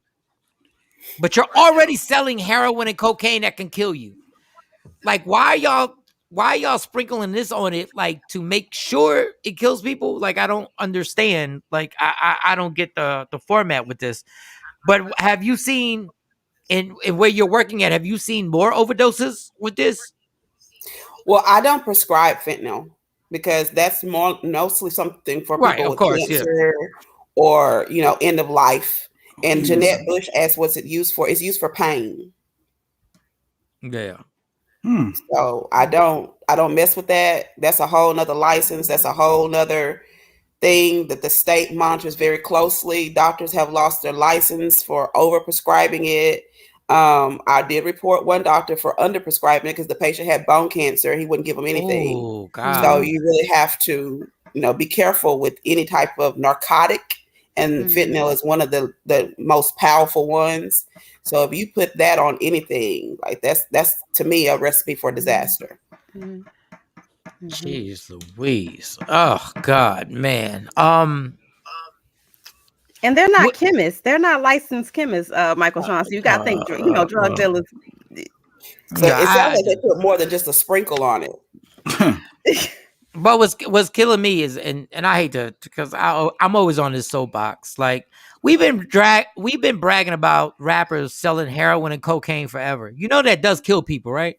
Right. Absolutely. So now all of a sudden everybody's like, don't do drugs because fentanyl is getting sprayed. But people were dying before that. But people knew their limitations before. Like people know how much coke they can do, how much heroin they can do. Is when you add in the fentanyl. I'm done. No, but that's how that's the mindset. You know, because every batch is different from the way they make it up. So thank you. You don't know if yours been stepped on 10 times, 5 times, once. Well, that's the mindset. I'm assuming because I don't do the cocaine, the crack, the heroin. I'm assuming because they keep doing it. You're comparing it with alcohol, and it's not the same at all. See, this is why it's Wellness Wednesday. She's educating, Mike. See, you about to go in at me. I don't know. I don't know. Because you see people that know I could do 3 lines and I'm good. The 4th line, that's what they be saying, right? I'm not the only one that think that. They know their limitations, how much they can handle. Y'all not gonna make me sound like I'm crazy. How about no lines? How about we do no lines? That's the logical aspect, no lines. But the reality is they are doing lines and they know how much they can do. If it's a little, I don't even know what the but prices there is are. There's no such thing as the first time Len Bias did it. Dropped off, mind you. The first time Len Bias did it, he died. The Boston Celtics drafted going really bad. Oh, you just got to turn the volume down. I just leave and come back in. Yeah, I did. It was all the way down. I still could hear it. Shawn, you thought that too, Shawn Robinson. You know people that be getting high and they know how much they can and can't do. So y'all act like I'm crazy when I say that. You know what I mean? Then why do we have so many overdoses? And that's because they don't know what they're getting. And that 3 lines you did yesterday from somebody else ain't the same 3 lines you got today. Because when you go get coke and heroin, it's not like going through the drive-thru and say, "Give me a number one with an orange drink." They gonna be the same. Same ingredients. And you go like, "Yo, let me get the apple." You need a reputable drug dealer. You need somebody that you can trust. Let me get the apple pie with it this time. Let me get the heroin with the apple pie. Wow. But it just amazes me how we were all good with every hip hop, not every, but hip hop artist bragging about selling heroin and cocaine. And then all of a sudden, when the fentanyl came, everybody's like, "Yo, stop doing drugs." Wait a second, where y'all been for the last 20 years? Actually, the truth of the matter is it was good because the people that were dying from the heroin and things were on one side of the tracks, and the ones that were dying from the fentanyl and the opiates on the other side of the tracks. Because when the rich neighborhoods started getting overflooded with opiates, that's when there was a war on drugs, and they wanted to send people to rehab. But when it was the crack and the heroin, then we was going to prison. No, I totally agree with you. Only thing is, we were still, rappers were still talking about selling the crack, the heroin, the opiates, the pill. They were bragging, and we were like, "Hey, it's a hot ass song." Like I don't know when we start drawing the line and we pick and choose when it's time to be like, "Yo, that's really bad." Like it's been really bad. It's literally been really bad. So. It's just the hypocrisy that gets kicked up in this, and I just look at everybody like, "Yo, we was singing songs about sipping on some syrup forever." I knew my limit on whatever I did, even alcohol. So people know their limits. Okay, well, you say that. Well, you say that. Got lucky. Yeah, I've never heard of a heroin addict saying. Houston thought she knew her limits. All right, that. Who knew her limits? She just said that. Whitney Houston. I'm just being honest. I'm just gonna keep it real. There's a lot of famous people that are dead right now because they thought they knew their limits. Well, I think she did hers in the pool, though, right? In the tub, and she just nodded off and fell asleep in there. Yes. If she was in the bed, maybe she wouldn't have died if she wouldn't have drowned. I don't know. I don't know all the facts. I don't know. But then you have people like Elvis. You have people like Elvis Presley who use barbiturates and things like that back in uppers and downers back in the day. Pills. And what about Michael Jackson? You got Michael Jackson, and he died. You got Prince. You got Prince. Another fentanyl. I got it. Can we please stop for a second? And Jay said, if she would have done it, Jay said, I tried to ignore that. No, I was hypothetical. It was hypothetical, right? We don't know. We don't know. He said if she would have done it in the bed, maybe I tried to push forward, but Mike. No, I'm not. But you know what? When I said it, I was like, "Oh no, too far, too much." But this is over that part. This is like the common sense that we use. We say stuff like this on the casual, like. Nobody thought that though. If she would have taken a shower, she would have been okay. Like what, dog? It was the drug use. But she's been doing it all that time. I don't know. It comes to an end. Like it literally does come to an end. And it's like, you know, and God bless. Like we look, man, I'm not judging nobody on addiction. I got an addiction. I get it. But I'm just like, when we got songs that just, and then also we get like, whoa, whoa, whoa, whoa. And then we go to the club and then we start partying to the same songs again, talking the same stuff. It just amazes me. It just amazes me that all of a sudden in the last 2 weeks, everybody's like, hey, don't do drugs. Where have y'all been? But with the songs, you don't really see the victims. You hear the lyrics. With this, you have names to the victims of the drug use. So that's a big difference. If I had to look up the names, it's just that we ignore. Like, you can't get no bigger than Whitney. You can't get no bigger than Michael. You can't get no bigger than Prince. In the white genre, you can't get no bigger than Kurt Cobain, who was on drugs, but then he killed himself. But that was depression and stuff like that. But he was still on drugs.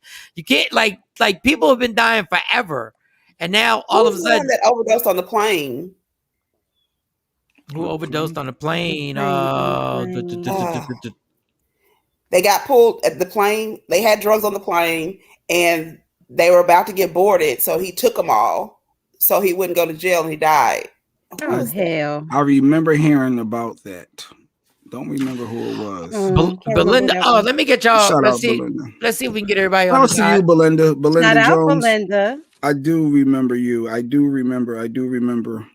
Much love, and thank you for the love given back to me. I guess I helped her out, Mike, with some song and her music. You know, Jay Black you don't push careers. I Did she pay you? Did she pay you? Or was it? Nobody was paying me. I was showing love to people, and back in my heyday, 13, 14, 15 years, whatever many years ago it was. Can y'all please? When you say heyday. In the heyday, can y'all please see if we can get everybody? See if we can get everybody on this IG live so they can hear everybody. Alan Payne, yes. Alan Payne. There we go. Alan Payne was up. Is Alan Payne? Wait, no, Alan Payne ain't. No. He's still alive. No, he's alive. No. But there's somebody from I can't even think about it. Like, we speculating now. I'm just not like, listen, man. It's a dangerous game out here. See if I can join everybody on the IG live, y'all. If y'all can send a request. Oh, he played in House of Pain. And I guess he's from Pennsauken. There is a guy who played in what the hell? I thought that was Alan Payne. But Alan Payne's cool. I mean, he lost a little weight, but he's cool. He did. He's still alive. Yeah, he's alive. I mean, as long as Tyler Perry don't put one of the wigs on him, he's good. It only gets really bad like when the doc said, when it's them. If it's just us, it would be a problem to them. But now you have the suburban kids getting hooked. Yeah, of course. Like, we understand it. But my thing is, like, we brag about ours. Juice WRLD. J Pearls. Thanks, J Pearls. Like, I don't know how many rappers got an OD. Like, even the white kid, what was it Mac Miller who passed away? Mac Miller, same thing. Saw that on TMZ. Mm-hmm. Yeah, he died. It was a year ago. Actually, yesterday, a year ago, he passed. Same fentanyl. Mm-hmm. A little too much. But it was points where he was doing it and he was fine. But that's why I'm saying it's misleading, because you think you know your limits. If you're doing certain things and then you go down, you go left. That's all I was saying when I said you know your limits. But yeah, the thing about drugs is you have to take more to get to the same high. So you really never have a limit, because that 3 lines might have got you high tonight, but tomorrow night it might not do nothing. So you try Juice WRLD. Yes, Juice WRLD. Mm-hmm. So that's the issue with drugs. Yeah, there are a ton of comedians who OD'd. John Belushi OD'd. Yeah, Juice WRLD was the artist, the rapper. Why are you telling us Juice WRLD is an artist? We don't fucking know. Like, what are you doing? Somebody put it in the comments. Somebody put it in the comments. Your turn, Mo. Get my popcorn and coffee now. That is like 3. It's like, no, Juice WRLD's a rapper. You said comedian, and the guy put in the comments. So I was like, yeah, Juice WRLD's a rapper. Yes. Chris Farley, he died from that as well. He was getting Chris drugs. Farley died. John Belushi died. Recent. I'm missing a ton of people who died. But you know what? I always say we live in a society that emphasizes escape from reality.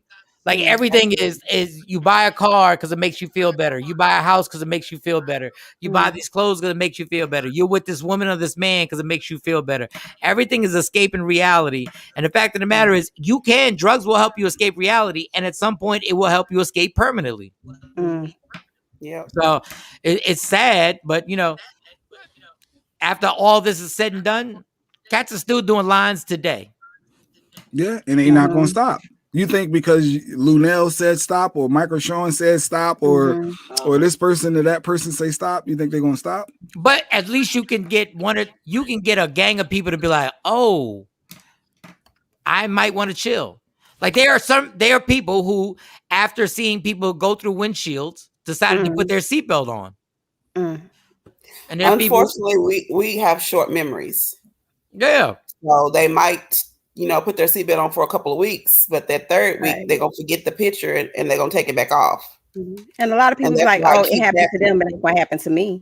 But then you put the killing of Black men by the police. Like, everybody's all riled up the first week or two, but by the month, they've forgotten the name and nobody's really caring, because Breonna Taylor's murderers still have not been convicted, and nobody's really talking about that.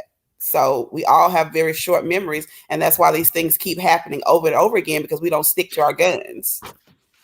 And then, there are other people who learn, and some people get convicted. Things do change. I'm saying, like, we say this stuff simply because there are going to be people who are going to be aware of it and say, I'm good. Mm-hmm. There are a lot of people who got the common sense to go like, you know what? I'm good. Like I'm not effing with it, or I might get into this rehab, and I might, stop this whole thing. I just find it, crazy that this has been happening forever. Now all of a sudden, when it's Instagram, it's social media. Like once it hits, and then but I'm glad it happened. My neighbor died. They said it was fentanyl, but she only did crack. But everyone around her is still doing it. And a lot of people, can you put that comment? Can you put that comment? They chasing their first high, so they trying to chase the next bag to get to the same high that they got when they first tried it. I need it. Yeah. The fact that in this statement, Bush, you said, but she only did crack. We got to use our words, but she only did crack. I was thinking that, but I wasn't going to say it. I was thinking that, but because it's common. Ain't it common now? Like when people say they did crack and cocaine, because we become desensitized to it because it plagued our communities for so long. Exactly. That's the only reason why it's like, fentanyl and propofol.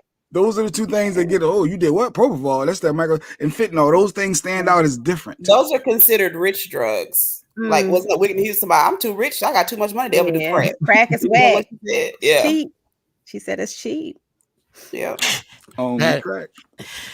And trust me, everybody acts like they bougie on whatever. Like people, all right, for an alcoholic, people like, I only drink this, I only drink that.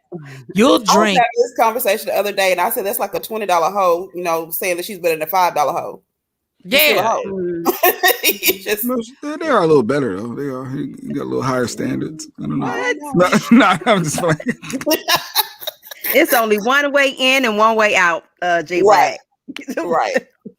I mean, but there is there are levels to the whole. There are levels. After 11, the prices go up to 20. I mean, shower more. I'm sure it's different standards. There are $1 million hoes who are living a high standard. You said shower more. I don't know. It's levels to it. There is levels to it. If you had to choose, which one would you choose if you had to pick? Like, we're not gonna act like there's not different levels between a $5 hoe, a $20 hoe, a $100 hoe, an NBA hoe, a NFL hoe. You know what I'm saying? A Hollywood hoe. They all got to do the same thing, but at the end of the day, one does smell a lot better. What? She wash in between. I mean, the hygiene is a lot better. She might have doctor visits. She's going to a GYN. Like, I'd rather deal with a hoe that visits her GYN every 6 months than a hoe who thinks the GYN is an abbreviation for like a chicken place. You know what I'm saying? Like, it's not Mary Jane. Like, giving me lifted. I don't need it. Well, you have to be careful with Mary Jane. That's a gateway. Put some stuff in it to get you addicted to drugs. Because my first husband only smoked weed, and his drug dealer sprinked crack in his weed and got him addicted to drugs, and he's still suffering from drug abuse. And this is why weed should have been legalized a long time ago. So exactly, because if you could grow your own, then you wouldn't have to worry about that. Exactly. Right. And you can go and get that in LA. And listen, I've had people give me different strands and say this is for anxiety, this is for sleep, and this is for this and that. Honestly, other countries legalize all the drugs so they can actually have control of them. And they can actually have regulations. Money on drugs to do it. You said what? I've said for years that Texas will not legalize marijuana for a long time because they make too much money off convictions. Yeah, that and then trading other countries, allowing them to come in our country for special privileges and such. So. But trust me, Texas is coming around because now you can have weed on you at a certain. They're coming around. Everybody's going to come around. I already got my land put to the side. When they make Texas legal, I'm being a grower. That's a $1 billion business right there. Because right in Oklahoma, outside of Texas, it's legal. It's coming. Listen. You can, once you start putting a gang of money in people's faces in states, the reason why Texas hasn't legalized it because they hadn't figured out how to monetize it and how to get those legal them alcohol licenses and how to figure all that out. Because Abbott is so busy trying to figure out how to stop women from having abortions, he has no other time to figure out how to make money off this vaccine that he keep pushing. Yes. You have places like Women Grow. They actually teach you like how to do that. Oh, he's definitely pushing the vaccine. That's why he doesn't want to mandate masks. Explain to me how you feel about the vaccine. You're in the medical field. How do you feel about the vaccine? And how do you feel about the vaccine is a personal choice. The fact that they're forcing it on jobs, and the only benefit of the vaccine is that you decrease your chance of dying. That's it. It does not decrease your chance of catching it. Oh, I'm sorry, you're the expert. But there's other things that you can do. And if the vaccine only stops you from dying, why would your job make you take it? Why? Because they put all this money into making it. Now they need to make that money back. Dog, and now the medication that you can take by mouth that does the same, pharmacies are blocking me from prescribing it to patients. Yesterday, I was on the phone with at least 10 pharmacies. All of them were asking me why was I prescribing the ivermectin. Wait, stop right there. You're gonna have to get on my IG live with this. I can't. You gotta request it one more time. Like, that was deep. Yeah, because I need people to hear what you're saying right now, because that's something I didn't even know that there was a pill that you could take that was the equivalent of the vaccination, so that you didn't have to get a shot. So let me just send this request, because I need to hear that. And J Black, for some reason, once you decide you don't want to be on the IG live, you just stay. Well, no, when she wasn't, no, people can't hear her. So Jay, they you do can't the hear same shit every day. You do the same shit every day, dog. I'm like, if they can't hear the guests, it's like, well, okay, what's the purpose? But no, she's good, so she's going to join back. I requested. My dad has COVID right now, and he had the vaccine. And he ended up having to go to the hospital the other night because he was having difficulty breathing. And so I'm like, I wish they would stop calling it a vaccine, because it does not mean that you cannot get it, even though you've had it, gotten a shot. Sorry to hear that, Belinda. Sorry. All right, so go back to prescribe some ivermectin for your dad. I'm sorry. Did the provider prescribe some ivermectin for your dad? No. Okay, well, that's what he needs. No. That's what he needs. Mm-hmm. If he had took that the first 7 days of getting symptoms, he wouldn't have went to the hospital. Mm-hmm. What? But the story that I was telling was, I had a patient that called me because I had helped her daughter get over it with 160 fever. She took the medication in 2 days. Her fever, the first day she took the medication, the fever left. The second day she was up. So she called me because her sister's family had COVID. It was 5 of them. All of them had symptoms. The youngest one, who obviously got it from school, had the most symptoms. So I called I had my office manager call different pharmacies to see which one would release the medication. And then she found one. So I sent the prescription there. The pharmacist called back and accused me of helping this family hoard the medication. And when I said, no, there's 5 members. So of course they're going to get a lot. They all have symptoms and they all are getting worse. The pharmacist refused to release the medication. She asked me why I didn't prescribe anything else. Why was I giving out this medication? And I asked her, I said, so what did you go to? And she was like, well, I didn't go to medical school. I was like, okay, well, I did. And then I said, well, what organization are you board certified with? Because I'm board certified to practice medicine. And she said, well, I'm not board certified. So I asked her, why do I have to justify what I'm giving my patients to you? Your job is to fill the prescription and release it. She refused to release it.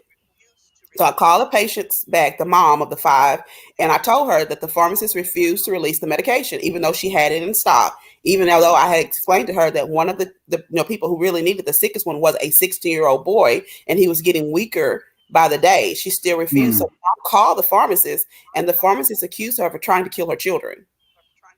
Oh my goodness. Refused to release it. And then on Facebook, just this morning, I had someone call me a liar. So what I did was screenshot a conversation with a patient that said that they had called Walgreens, and the Walgreens refused to release it. Then they called Walmart. Walmart refused to release it. So I was like, okay, so who are you calling a liar? Because I have no reason to lie. This is the reason why I'm so frustrated, because now most pharmacies have it on their new policy that started yesterday. If I prescribe ivermectin for 15 people, for all 15 people, I have to call the pharmacist and tell them that I want them to release the medication, even though I wrote the prescription. Like, this is the reason why I think that the hospitals are over flooded with unvaccinated people, because they can't get the medication that they need. And the last time that I did a live and I mentioned the word ivermectin, they blocked me from posting it on Facebook. What? Why do you think? Wait a second. I don't know. The video that I did that's on my page, so I tell people other ways they can protect themselves besides the vaccine, that got blocked. So she's going against the grain. It's all about the money. So it's all about the money. So the pharmaceutical companies want us to get the shots because they're going to make the money off the shots. Because if you prescribe this, it can actually take care of the situation. And the pharmaceutical companies, which somebody that we don't like, Donald Trump said this exact same thing. My volume is too loud. Turn your phone down, y'all. Go ahead. It's mine, and it's turned all the way down. Yeah, I know it has that problem sometimes. But Donald Trump said these businesses, these pharmaceutical companies have the ultimate business going on. They do. Because there's no money in the cure. But can you get flagged? Like, can they report to, like, the pharmacist can report you for potentially wrongdoing? And that's you why get a lot investigated? of my coworkers won't prescribe it because they're afraid they're going to get reported. So why you keep doing that if you can lose your job or your license and stuff like that? Because if I don't, people die. And she took a Hippocratic oath. I mean, what? But my thing I don't is, understand that. my thing is, if they report me, I'm not worried about it because I'm going to be rich anyway. Because I'm going to be on everybody's talk show talking about how they took my license for me trying to save people. So I'm not really worried about that because I know God has me covered. But the thing about it is, people have to start to think like, why are they mandating a vaccine? Like we've never done that. And even with the school, it was already proven. You know, it was already tried and proven before we give it to our kids. I will not give that vaccine to my children because why? The vaccine causes Bell's palsy, which is the facial drooping and that thing in a few people. But that's the sign you can see. What about the things you can't see? And a child's brain is not developed until age 24, which is the reason why they say you should not smoke marijuana because it can lead to psychosis. It can lead to, bipolar disorder if you smoke it. So if you're given a vaccine in a brain that's not developed, imagine that long-term side effects. So that's why I don't believe you should give it to children. And I'm not giving it to myself because since it's not FDA approved, if you come up with issues 5 years later, you can't even sue them. Well, now they just came out. I think it was like a week or two ago when they were like, one of the vaccinations all of a sudden Pfizer became FDA approved, and I thought that was odd. And I think it was odd that one too because that's the one that was causing the most blood clots. Jesus! Like if they had approved Moderna, I would have gave it a second thought. Maybe but Pfizer, I ain't effing with it. Nothing to do with it. So this the same, Joe Rogan, I saw him on the news because he was promoting the same drug that you're talking about, medicine, and he got a lot of backlash and people like, no, he's crazy, don't do it. I'm just trying to understand because when I hear stuff, I'm like, wait, this is another conspiracy. Why should I believe what she's saying? I don't know, for those people that may be skeptical of what you're saying right now is like, well, you're going against the grain. Why go with her? Why believe this? Like, is there proven to help people? Do your own research. If you read the article that the Fox News is putting out telling that ivermectin is bad, if you actually read the article, they're telling people not to take the horse version. They don't tell you what you need to know in the headline because they know you're not going to read the article. It just says don't take ivermectin. But if you read the actual article, it says don't take the horse version of it. And really the truth is you don't take the amount that the horse takes. Right. So if you take what they advertise on that, yes, you're going to overdose because you're not a horse.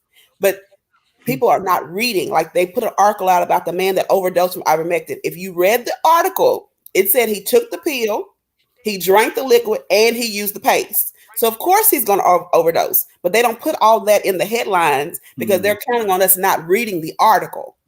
All you see is somebody overdosed and then you get scared. All you see is don't take ivermectin, but they don't emphasize what type. There's two types. There's type for animal, there's type for humans. See, they count on us not doing our own research. If you don't believe something somebody said, go read the article for yourself. If you don't believe something that somebody's telling you, go research it for yourself because the information is out there. There's so much research online that shows a study where they did the 86% of the people got better on ivermectin. 86%. What's the primary use for that drug? And is it FDA approved? Parasites and viruses. But like I said, COVID is a disease that we don't know nothing about. So what the treatment that we have now was found by accident. Like they accidentally realized, hey, everybody that first went into the hospital was low in vitamin C. So they said start taking vitamin C. And then they noticed that everybody that went to the hospital was low in vitamin D. So then they started taking vitamin D. Every treatment that we found for COVID, we found by accident. Doctors are trying different things and it worked. If it works, who cares? It works. I've had patients that couldn't get off the couch, had difficulty breathing. They started this medication in 2 days. They was outside mowing their yard. Do I care how it works? No, I don't. All I know is they got better. That's all I care about. I just have this question. Don't the majority of people who get COVID survive it? They do survive it, but there have been some long-term effects. I've had a sorority sister that caught COVID, and it took her 3 months to get back to normal. She was on oxygen. She was on a walker. There are people who catch COVID that end up with PEG tubes. Like, it's different on everybody. And the less you prepare your body for the infection, the worse it's going to be for you. And that's why I do so many videos on making sure that you boost your immune system, that you disinfect. Because if you prepare your body for it, when it's introduced to it, it causes less havoc. The COVID pretty much destroys your body from the inside out. And it does. So if you're not preparing your body for when because you're going to get introduced to it, there's no way around it. So if you don't get your body ready for it. How does that affect kids? Well, first, is FDA approved? Does FDA approve that IV, the horse medicine? No, IV they haven't. But there's so many other drugs that the FDA does not approve. When a woman is pregnant, the medication that they give her to cause contractions, it's not approved to cause contractions, but they use it. There's medications that we use to get people to stimulate their appetite that was actually used for cancer, but we use it to stimulate their appetite because it works. There's a lot of drugs that are not approved for what we use them for. It's called off-market, off-trade using, and that's what we do. And I've never had to explain why I give a drug. If I write a drug, the pharmacist has never called me and asked me, why are you giving this? When I write that drug, I have to put the patient's weight. I have to put the diagnosis. I have to put what guidelines I'm using. I have to put that they can compound. I've never had to do that for any other drug. And then I still have to talk to the pharmacist and explain why I chose this drug. And you have virtual only patients and you can prescribe I have virtual stuff? And I have in clinic. So you can see somebody from another state in Pennsylvania or Jersey or New York. No, I wherever. only have a license in Texas. So I'm Texas working on my only. license in Oklahoma and Louisiana. All right. What about somebody asked about J&J and the blood clot for the female. I know that was going through for females. Is that still, did you heard anything about that? Yeah, but I did a video when it first came out and I told people not to mess with that vaccine. Mark asks, what should you use to boost your immune system? Like, is there something that he can take or anyone can take that's over the counter to help boost their immune system? Right. If you go over to my YouTube channel, when you click my name, the very first video you see is the whole video dedicated to that. It tells you exactly what you need to take, the milligrams, the dosage, how to get started, and all of that. That's the one that Facebook banned me from sharing in the groups. I don't want to get banned if I click on it. The whole banning and the whole censorship of your videos and information you're sharing is it's crazy to me, and it just shows how, again, that our social media is controlled. It's okay if we put violence, we put all these other things out there, but when we put things that save people's lives or could potentially help people, is banned or is considered taken down. That's wild to me. And the booster shot is another one too. I did a video telling people that's why I said that Johnson & Johnson was not a good one, because there would be no such thing as one shot. I said that. And then they were saying that every 8 months you'd have to get the booster. Now they're saying every 6. Then they said every 5. I said every 3. So we're going to see where we end up. But there's a lot of things that's being said in the news right now. I said years ago. Like, I told people that they was going to try to make y'all forced to get this shot. You need to try to find some way to make income outside of your job. Like, every day I get an inbox of somebody say, you told me that this was going to happen. Yeah, I did. And you should have listened, because now you fight to lose. I have a friend right now that's so upset. She don't know what she want to do because she can't take the shot. And her job told her that they would not take a doctor's excuse. How could your job tell you they're not going to take a doctor's excuse if you have seizures and you're afraid to get this shot and your doctor tells you shouldn't get this shot? How can your job say, no, we're not taking a doctor's excuse? Well, I guess you don't want to jeopardize I get it, one versus many. I guess they have to protect everyone else in their situation. But all they have to do is tell you to wear a mask. Getting the vaccine does not protect the person next to you at all. So why are they pushing it? If you have the vaccine, you do not offer any protection to anybody except for yourself. So why are they forcing you to take it? That's why it scares me when I saw the CDC had said that if you take the vaccine, you decrease your chance of spreading and you reduce your chance of catching it. But that's not anywhere else. If it's just on one source, that means it's not true. If you can't find that anywhere else, That means it's not true. And with the CDC, if you see something on the CDC, I suggest you go looking for other sources, because the CDC is also the one that told the nurses that they didn't need masks when the hospitals didn't have enough for everybody. They're also the ones that told everybody that you didn't need a. They noticed that the numbers was going down with the vaccines when they start saying you might need a booster.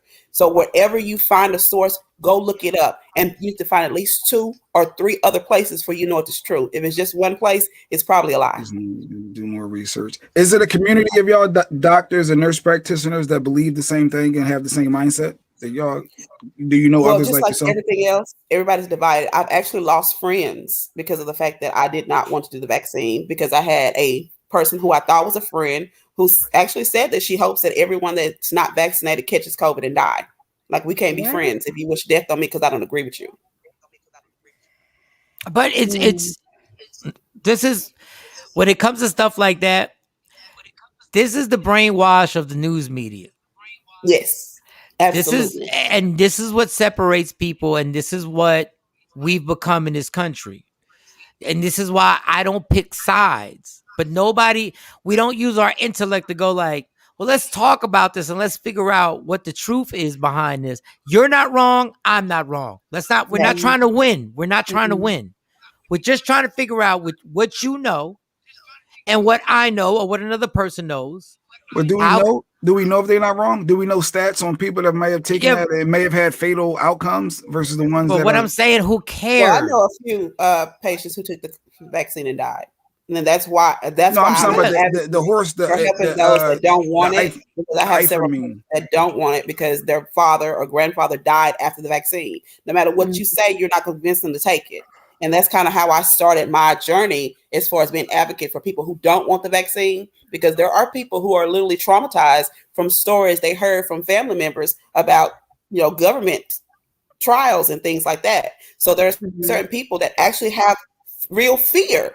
Like, it's not a conspiracy theorist. It's not anti-vax. They're really and truly scared. And the fact that they're scared to tell the providers that they don't want it to get extra help because they're afraid that their providers are going to judge them. Is there stats somewhere for the ivermectin?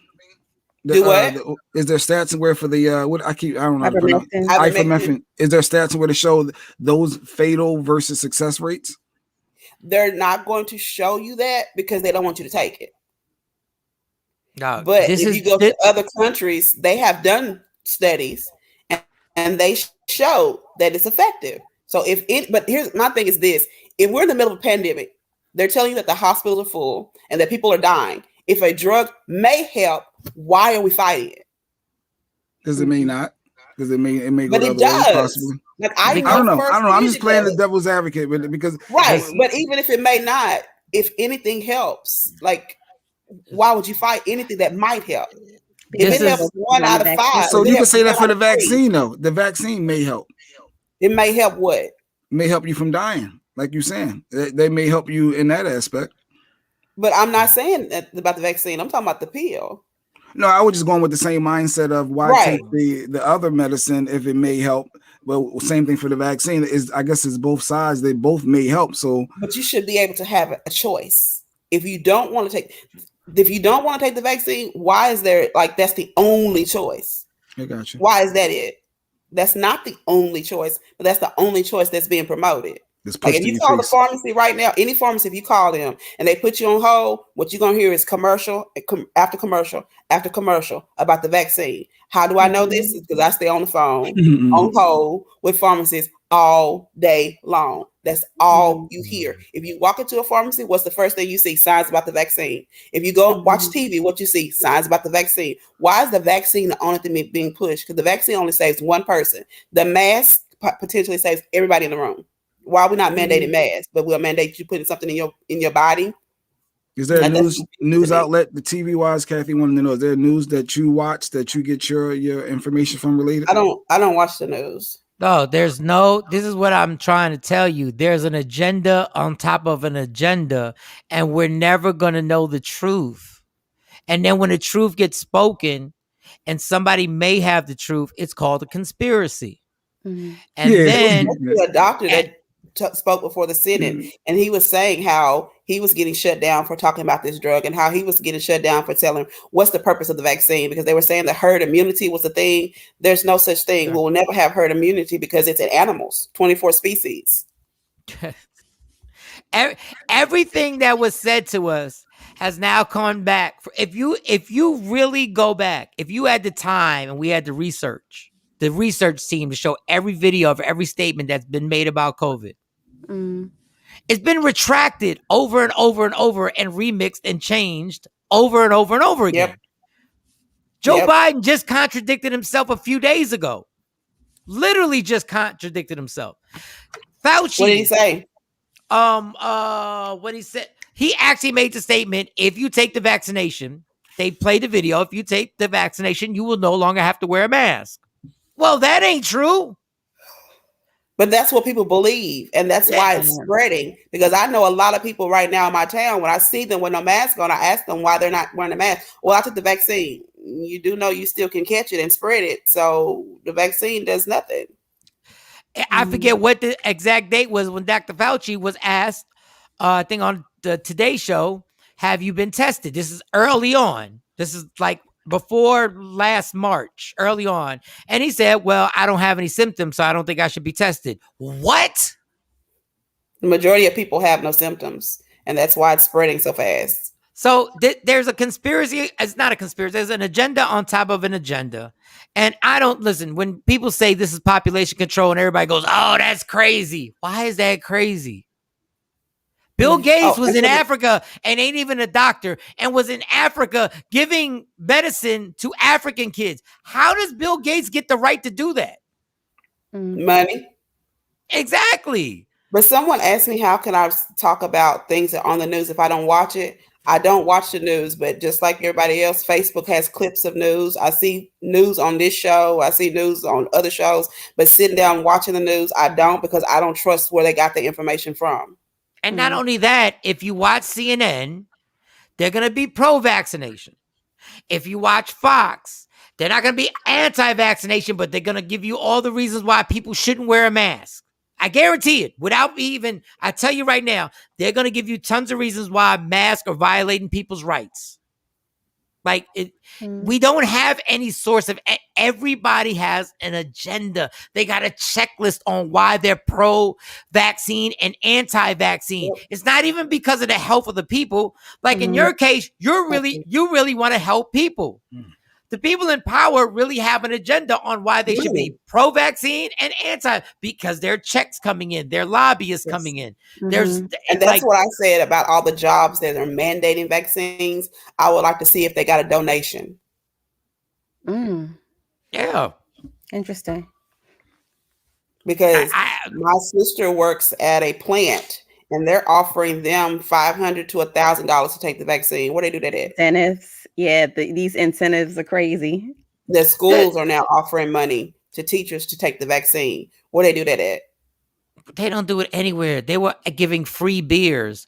How about we live in Texas where Ted Cruz's kids go to a school that mandate mask wearing?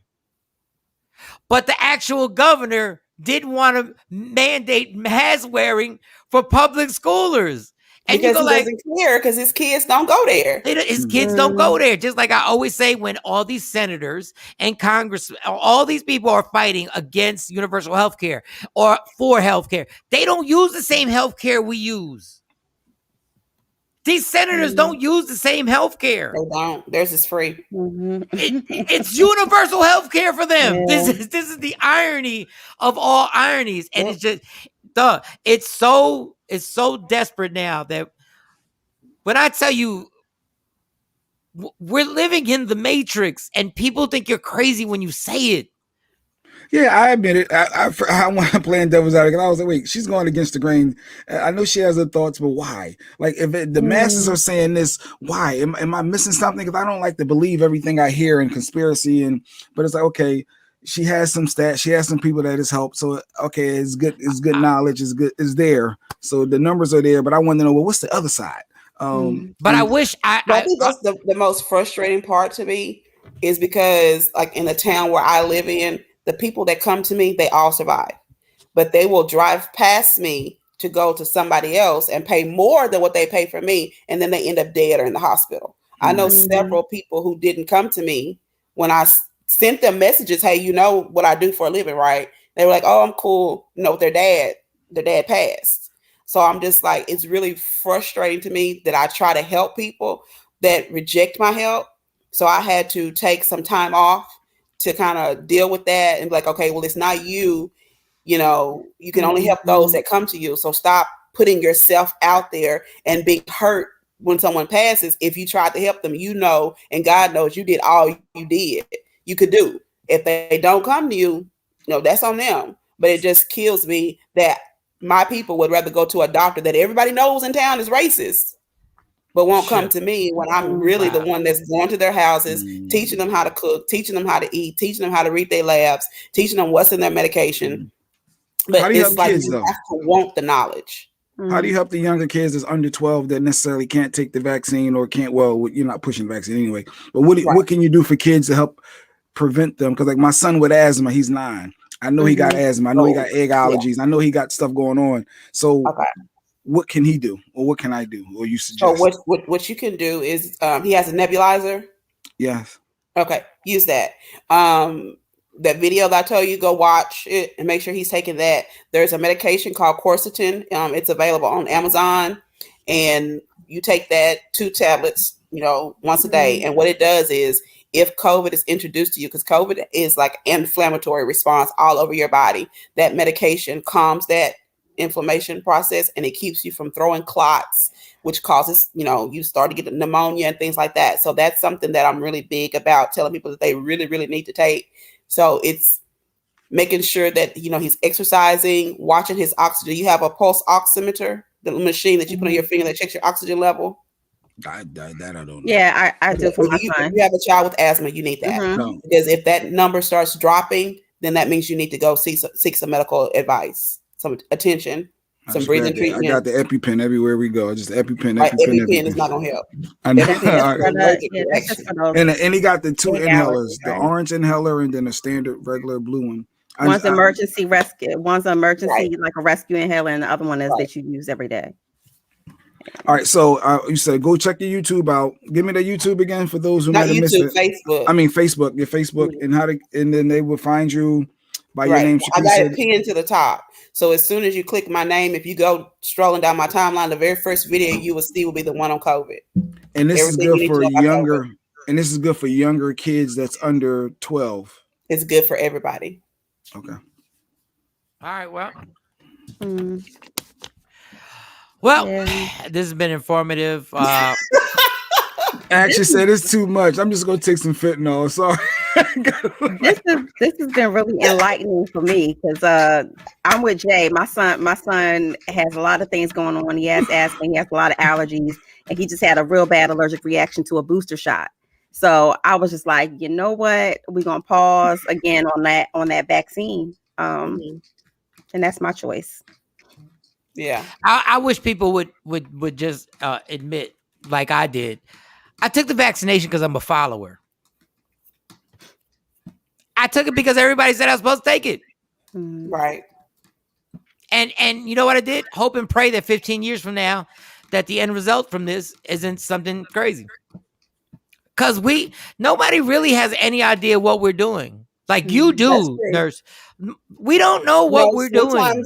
Sometimes I don't, because I'll get a person with COVID that has symptoms that nobody else has had. And so I have to figure out the best way to treat them. And I'm very transparent. Hey, I got to go talk to some more doctors because I don't know what's going on with you. It's the scariest time ever, man. It is. It's the scariest and that's time why ever. you have to do your own research, because if you do your own research and you know that your knowledge is based on something that you can, state the facts, that anxiety level goes down. Right. Because I'm not worried if I get COVID. I'm not worried because I already know what medication I'm supposed to take. My family already knows what medications that they're supposed to take. So if we get COVID, we're ready. I already have my quarantine plan in place. If you have to go on lockdown for 10, 14 days, do you already know who gonna go get your stuff? Do you already know what you need to go get? Like, you should already have your quarantine plan. You should already have what doctor that you know is going to prescribe the medication. You should already know what pharmacy. Now Amazon thank God, has started their prescription line. So I done started sending patients to Amazon, hoping and praying that I don't have to fight with those pharmacists. So it's about being prepared, knowing that it's coming, and what are you going to do when it does happen to you, because it's going to happen. And in our kids' textbooks, we'll find out what really happened. Right. Well, not necessarily, because they have a tendency to change history. Yeah, they have changed, and there'll be something. Our kids will have something on YouTube or whatever they call it that'll tell you what really went down and how it really happened and what. Well, I wouldn't be surprised if they said that Donald Trump cured it. I wouldn't be surprised. And warp speed. Operation. I'm just saying. I will tell you this, and this is what I tell you about the separation of a country. I will tell you this. Joe Biden done nothing different than Donald Trump did with the vaccinations, y'all. It did. Well, actually, Trump caused it, so it's a little different. At least Trump acknowledged where it came from and said, "This is where it started." Right, because he knew when it started. He was supposed to close the borders, and he didn't. What he did was he sold all his stock because he seen it coming. Yeah, and listen, I'm not supporting Donald Trump. I'm saying the Democrats called him crazy for trying to shut down the airports. Right, they did. So it's crazy. That's why I don't even mess with y'all. Democrats, Republicans, I know y'all got your own agenda. I don't even mess with y'all. Like I listen, whenever they need whenever they need black women, because they know when it comes to a movement, if you want a movement to work, make sure you get strong black women, because from the civil rights movement to any movement, and they ran out, they got come up and they ran out and got Kamala Harris and had her doing her little dances, and they were like, that's what we do whenever everything gets desperate. But that's a whole nother topic. But so, thank you. That was a great question, Kathy. So Kathy asked, if you're prescribed, the insurance won't approve for it, but what you should do is ask your provider how many pills are they going to give you. Google Good RX and get that coupon. It'll cut your price in half. Good RX. That actually works. And it's not that it's not FDA approved. It's not FDA approved for that particular use, right? Right, but this is a new disease, so hardly anything is. Right. I just wanted to put that out there because the scary thing is that a year from now, when they get done making all the money, when all the vaccinations will be given out, it'll all just fade to black. Watch. Absolutely. And y'all were here on the show when I said there are too many vaccinations sitting out there that they already paid for. I said that on this show, and I told y'all they paid for all these vaccinations, and they'll be damned if they're just gonna sit there and not get used. They got to get that money back that they paid to get them made. I said that. And they talk about mismatch, and I heard about Moderna people. Now you get the Pfizer for the boost. I guess they trying to deplete the inventory. That's what you're saying, Mike? That's what they're doing. You laughing, but it's true. That's exactly what's happening. When they get all these shots gone that they've made, watch and see them. They stop pushing it. And now when they realize that everybody got it, when I put my vaccination card up, and I showed everybody I really got vaccinated and how bogus it was. And then it started walking around like, this is the most bogus. Like, a passport is more official than the vaccination card that's supposed to be helping to stop a pandemic. Now they have a girl who misspelled Moderna on hers. No, but now they're arresting people for fake vaccination cards.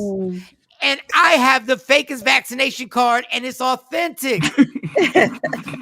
And they were like, they finally got it. They were like, I think they're on to us. These cards are ridiculous. We're letting them write their own information on the card. Yes. So now all of a sudden, it's this blitz of arresting people who have, man, shut your ass. Come on, man. I'm a great liar. I've been lying a long time. No, I ain't drunk.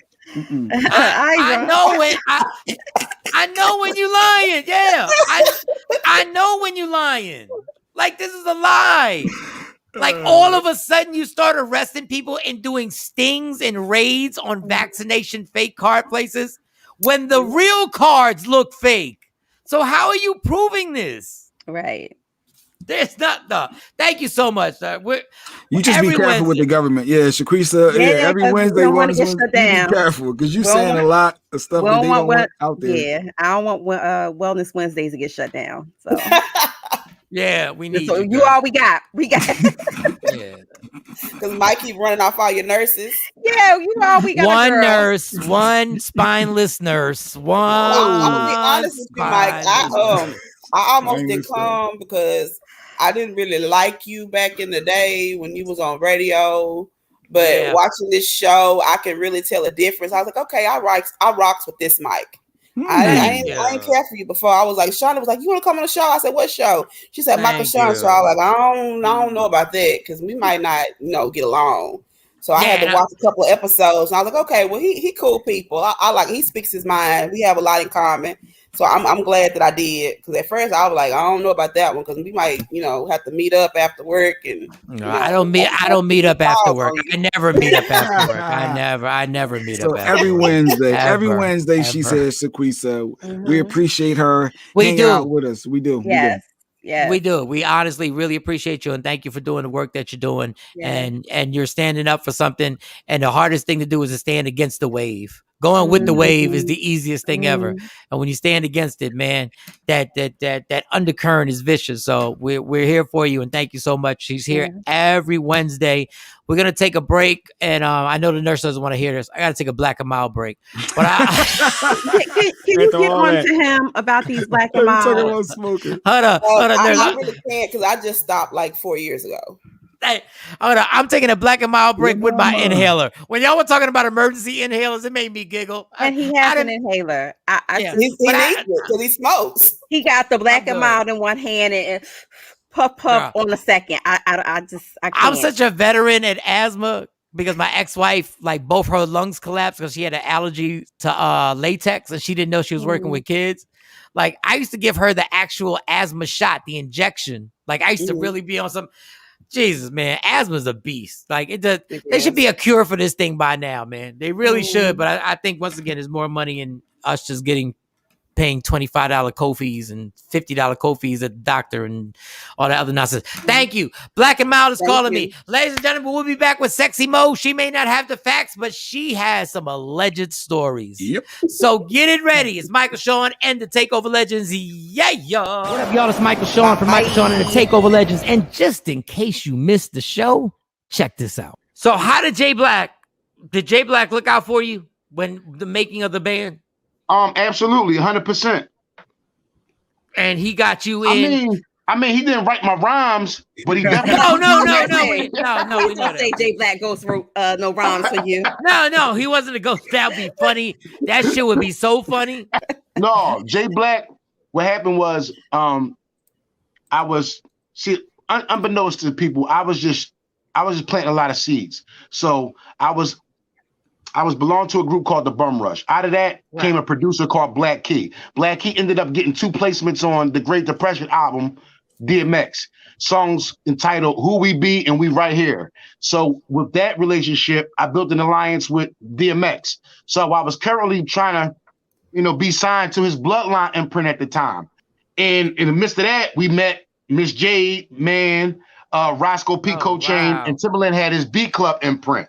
So this was like Miss Jade's second single with Nelly Furtado, the Ching Ching Ching Ching jump. Yeah. Yep. So she was like, yo, just come up with me and just on my little promo run, you could come up and spit and kind of get some promo. We did just that. Jay Black was like, bro, you got something. Like he just, after I spit and smoke cleared and show was off, everybody high five. Jay Black pulled me to the side.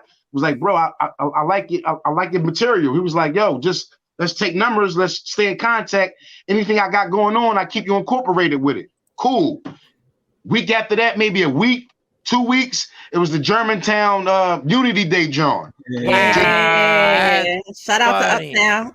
Yo, you got to understand this. For me meeting Jay Black and making a band is almost like 60 days. Am I right, Jay Black? Yeah, no, you're right. You dead on. It was quick. Yeah, it was like it's like 60 days. So it was like Jay Black. People don't know he is the gatekeeper. Well, for me, he was. Yeah, he is the gatekeeper. Then after that, the competition came down from Bad Boy and MTV. Jay Black hit me again. Yo, bro, the MTV and Making a Band is doing the competition, but they getting with us to do the competition. So you got a rep from the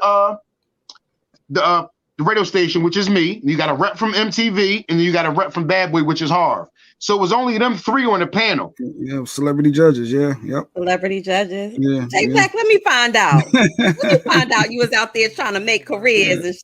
And No, for real shit. Jay Black was like, I don't care what you say. Just get up there, do your thing. You know you got my vote. You got to win over these other two guys. And the rest is history. Search Media Room 360 on all streaming platforms. Michael, Shawn, and the Takeover Legends. Yeah. We the worst rankers, baby. We about to ruin another instant classic. People like, Mike, Shawn, where you been for 60 days? Yo, Aristotle, let's tell her. Straight out of rehab, a crazy alcoholic named Michael. Trying to break this alcoholic cycle. 2 shots, 3 shots, just to start the day. My girl mad, cause I'm even drunk on Sundays. Every day, I'm headed to the liquor store. Take a shower, liquor coming out my pores. People saying, Mike, Shawn, you better try and chill. Mind your business, and hand me some Advil. Got a headache, I'm so hungover. Gotta work in the morning, hope I'm sober. DUI, now I'm getting pulled over. Oh, Lord, now I'm getting pulled over. Please, sir, step out the car. Hand me your license and recite the alphabet. Backwards. Backwards? Oh! Straight out of rehab, crazy alcoholic up in AA. Say my name out loud, they reply, hey. 60 days in a drug-free clean state. Cold word, I was on a little vacay. Sharing feelings that I never thought I'd ever say. Grabbing tissue, eyes sweaty, I don't wanna stay. Calling home, yo, let me talk to my maid. No, for real, let me talk to my maid. Man up, 12 steps is the game plan. Tell the truth if you really wanna beat it, man. No chicks, no drink, pass on the tab. Michael, Shawn, and I'm straight out of rehab. We the worst rankers, baby. We have just ruined another classic song. Michael, Shawn, Aristotle, Pluto, Rest Up, Pills, Cosby, my man Flip, Mika Badass. Yeah, Michael, Shawn, we the worst records. You know what I say? Yeah.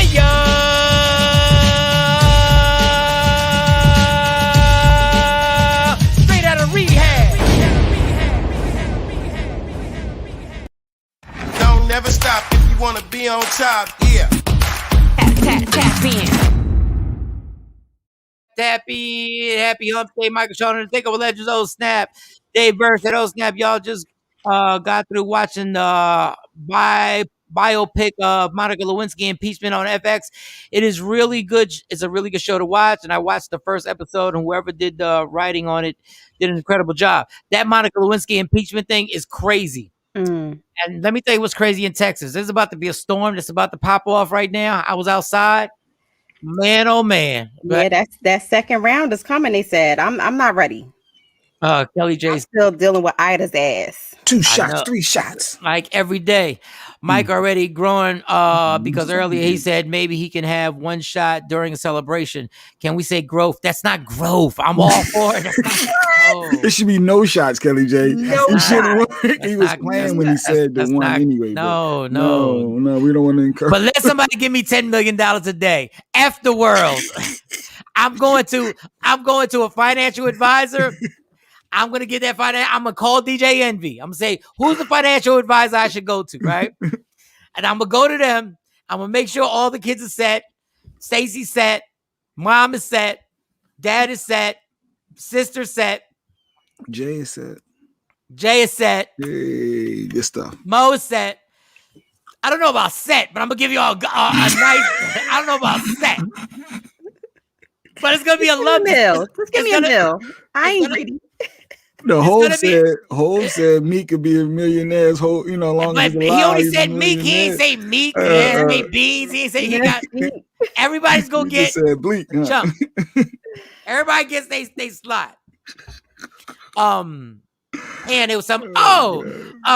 Before we get to allegedly, Jay Black, there was a program director who worked with us in Philly, and when he came and got the job, he had a truck that was wrapped. It was a wrapped truck. Mm-hmm. What is his name? Luscious Ice. Luscious Ice. That was his name. Luscious. Yeah, I was like, Luscious Ice. He came from Texas. Remember he came with the road one time, the whole road. What up, Wody? Everything was Wody. What up, Wody? No, he was at the comedy show in Tyler, Texas. I kept calling him Boogie. I kept calling him Boogie D. No, that was I was later. so confused. Later. And I That couldn't. was later. And then I kept looking at him. I was like, "Dog, I know you. I know all the stuff we went through, but I can't because he had my first there was a something that went on the radio that's not supposed to go on. It was anyway. Yeah, okay. So that, and there was something else I wanted to get. There was something else I wanted to tell y'all. There was something else I wanted to tell y'all. And it was that quick. So shout out to the Monica Lewinsky documentary on FX. Go watch that. That was good. The also another good one was I just watched was the Rick James. He got a Showtime one called Bitchin'. Somebody else told me about that. That was good. Somebody else told me about Rick James. So I want to check that out. I'll check it out. Rick James, I've just heard so many damn. I'm gonna watch it because everybody keeps telling me it's good. I'm like, what else are you gonna tell me? There was a lot of cocaine. There was a lot of women. There were women that were held against it. There was Tina Marie. There was a whole bunch of stuff and everything like that. And Rick James was one of them guys that, as I grew up, I realized how talented he was. But when I was a kid, like I was like, what? Like I wasn't a Super Freak fan. Like I was a hip hop kid. So when Super Freak came out, I really wasn't. Yeah, like who could not Super Freak. See, because I thought Super Freak. I thought it was corny. Lyrics, but as an adult now, listen to the lyrics. You like, yo, he talking about how down this chick was. And I found out he saved we might not even know who Michael Jackson was if it wasn't for Rick James. Literally, Motown was going under when Rick James popped in the 70s and brought them back to life and saved the whole Motown records. I thought that was deep. No, it was a lot of good moments watching it. I think Mike would have been all right. I think Mike. I don't know. We might if Motown signed him. I don't know. I think Mike would have been all right. He didn't get that deal. I think Mike would have been all right. Capitol Records might not be the same. Mike left Motown early, but yeah, I'm gonna watch it. I can't speak on something that I don't. No, it was a good watch. You wouldn't be bored watching it. You would be entertained. No. I'm interested in him now, but when I was a kid, I was not like the way he dressed. I was not a fan. Like the eyeliner, the beads, the Boosie Collins look. Truth be told, like when I was a kid, until Purple Rain came out, I really wasn't up on Prince. About that, how they was beefing, how Prince used to open for him. He put Prince on, and how they was beefing. It goes into that as well. Yeah, it goes into that. I didn't realize that him and Prince they had friction. It was like they had some. I mean, how you not gonna beef when you both trying to put the eyeliner on? Like it's hard. It's hard. You stole my eyeliner. It's gonna be beef. This ain't your eyeliner. When y'all both got skin tight stuff on, like how you not gonna? That's why Prince said, "I'm gonna be different. I'm gonna cut my ass cheeks out." It's called Bitchin'. It's called Bitchin'. It's on Showtime. You just go right. It's Showtime on demand, or you could Google Rick James Bitchin' Showtime documentary. But as I got older, and then I started listening to different music, I was like, wow, this guy was a absolute beast. Like he really was. He was a beast. He was abusive. He had some sexual tendencies that was kind of crazy. And I don't even mean like dealing with other like same sex stuff. I'm just like. The stuff that he had women doing. Yeah, he said he was the first one to write about drugs, talking about Mary Jane. He was the first one to do that. So yeah, it was good. It was a good watch. So and that's on Showtime. Showtime? Yes. Check that out on Showtime. What else? Before we get into allegedly, is there something else? There was something else. I wrote a whole bunch of stuff. There was stuff we didn't get to yesterday. Yeah, we'll try tomorrow. And tomorrow we got the psychic. Tomorrow's Thursday, we got the psychic. Yeah. He was talking about a lot about relationships being tested over the next 30 days or something. I saw him do a post yesterday.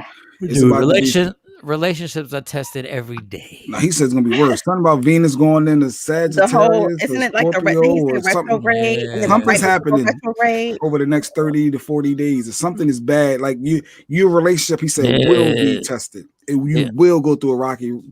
It was something like that. So we can get into that tomorrow. It was something Venus is going in through your cell phone. Something like that. I was like, damn, that's crazy. Delete messages now. Delete abort mission. What the? Take all the Mark, what do you mean? Take all the mirror time up. I don't know. I don't know what he I don't know. Explain it. All right, go ahead, Mo. I'm fading fast. I'm fading.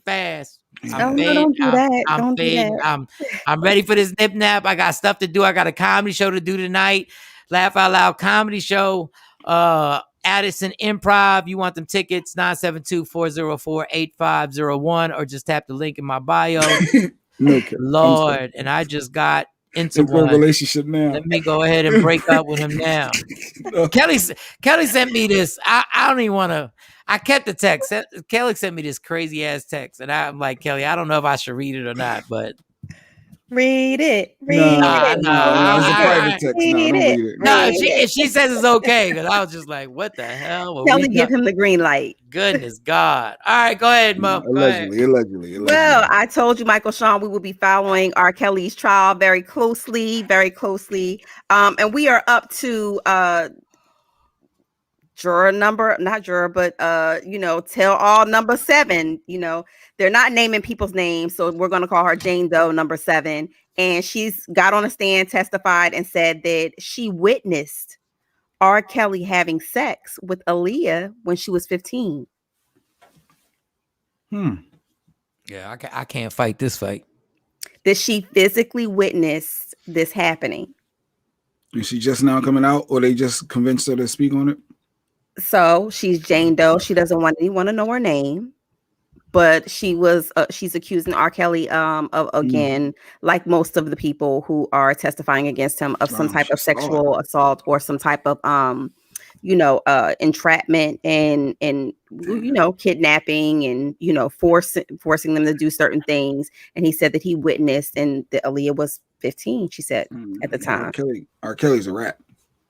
Well, he wasn't escaping these charges anyway. So well, here's the thing. I told you the charges are, because everybody's saying, oh, they're underage, but those are not the charges that he's being charged with. So, it's very interesting how they have proceeded with just even, posting charges against him. They strategically did this so that they would stick. So, kidnapping, sex trafficking, those type of things. Those are things that carry heavier weights in a sentence when you're talking about sentencing him. So, because I guess her who Jane Doe saying that they saw, that's hearsay, and I guess that just goes to the character. They just adding to the character. It's not hearsay if I say I saw it. I didn't hear it. Hearsay, but it's your word against mine. Yeah, but if I was a participant. But if I was a participant, or if I'm saying that I was there held against my will, or, I was made, those things are going to be taken into consideration, because it creates a pattern. Yeah. That's why I said it's going against the character, all these different elements. Yeah.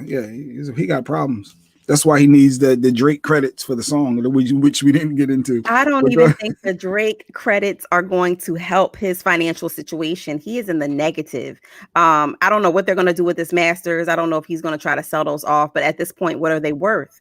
Too, I'm pretty sure that they're not worth as much as they were prior to all of this coming out. Oh, they worth money. Yeah, but probably not as much is what I'm saying. They're worth money. She's an eyewitness. For the Leah corrected that. Ain't no hearsay when you're an eyewitness. Oh, you were there. You were a participant. So it is you recollecting the story that actually happened, and you something that you participated. Yeah, but what if you lying? So I mean that's for anybody. R. Kelly can get up there and say, "Hey, I never slept with you. You wasn't there. What are you talking about?" So again, it goes if there are 7 to 20 people recounting their own stories, or what they're saying are their own stories, and they're all similar in nature, it creates a pattern. And so certainly that's something that's going to be looked at. Let's get everybody. We got everybody here. Let's get everybody on IG Live for the last 20 minutes. Let's get everybody on here so we can rock out. Shawnee's back in the building. So we can get everybody on here so they can hear Sexy Mo's allegedly. I feel like we shortchange Mo when she does her allegedly, and we don't put it on IG Live. So let's get on here. Don't forget, tonight it goes down to Addison Improv. Get your tickets, 972-404-8501. Or you can just tap the link in my bio, and you can get the tickets right there. It's at the top of my link tree. You ain't got to do nothing. All you got to do is tap it. Tap, and pay. and rock out with us tonight. It's going to be a legendary show. Where's Shawnee go? I got Jay Black. Now I'm looking for Shawnee. I'm looking for Mo. Let me see. Tap, tap, tap. In. There she goes. What up, Denise? Good morning. What's going on with you?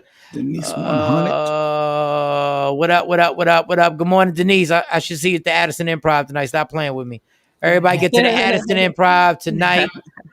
Mo, is Jocelyn one of your stories? I know Leah hit us up about that too. Yes. Okay, let's go. Make sure we get into that. Jocelyn Hernandez. Jocelyn making it difficult for Puerto Ricans all over the world. Like, you got to just shut up, yo.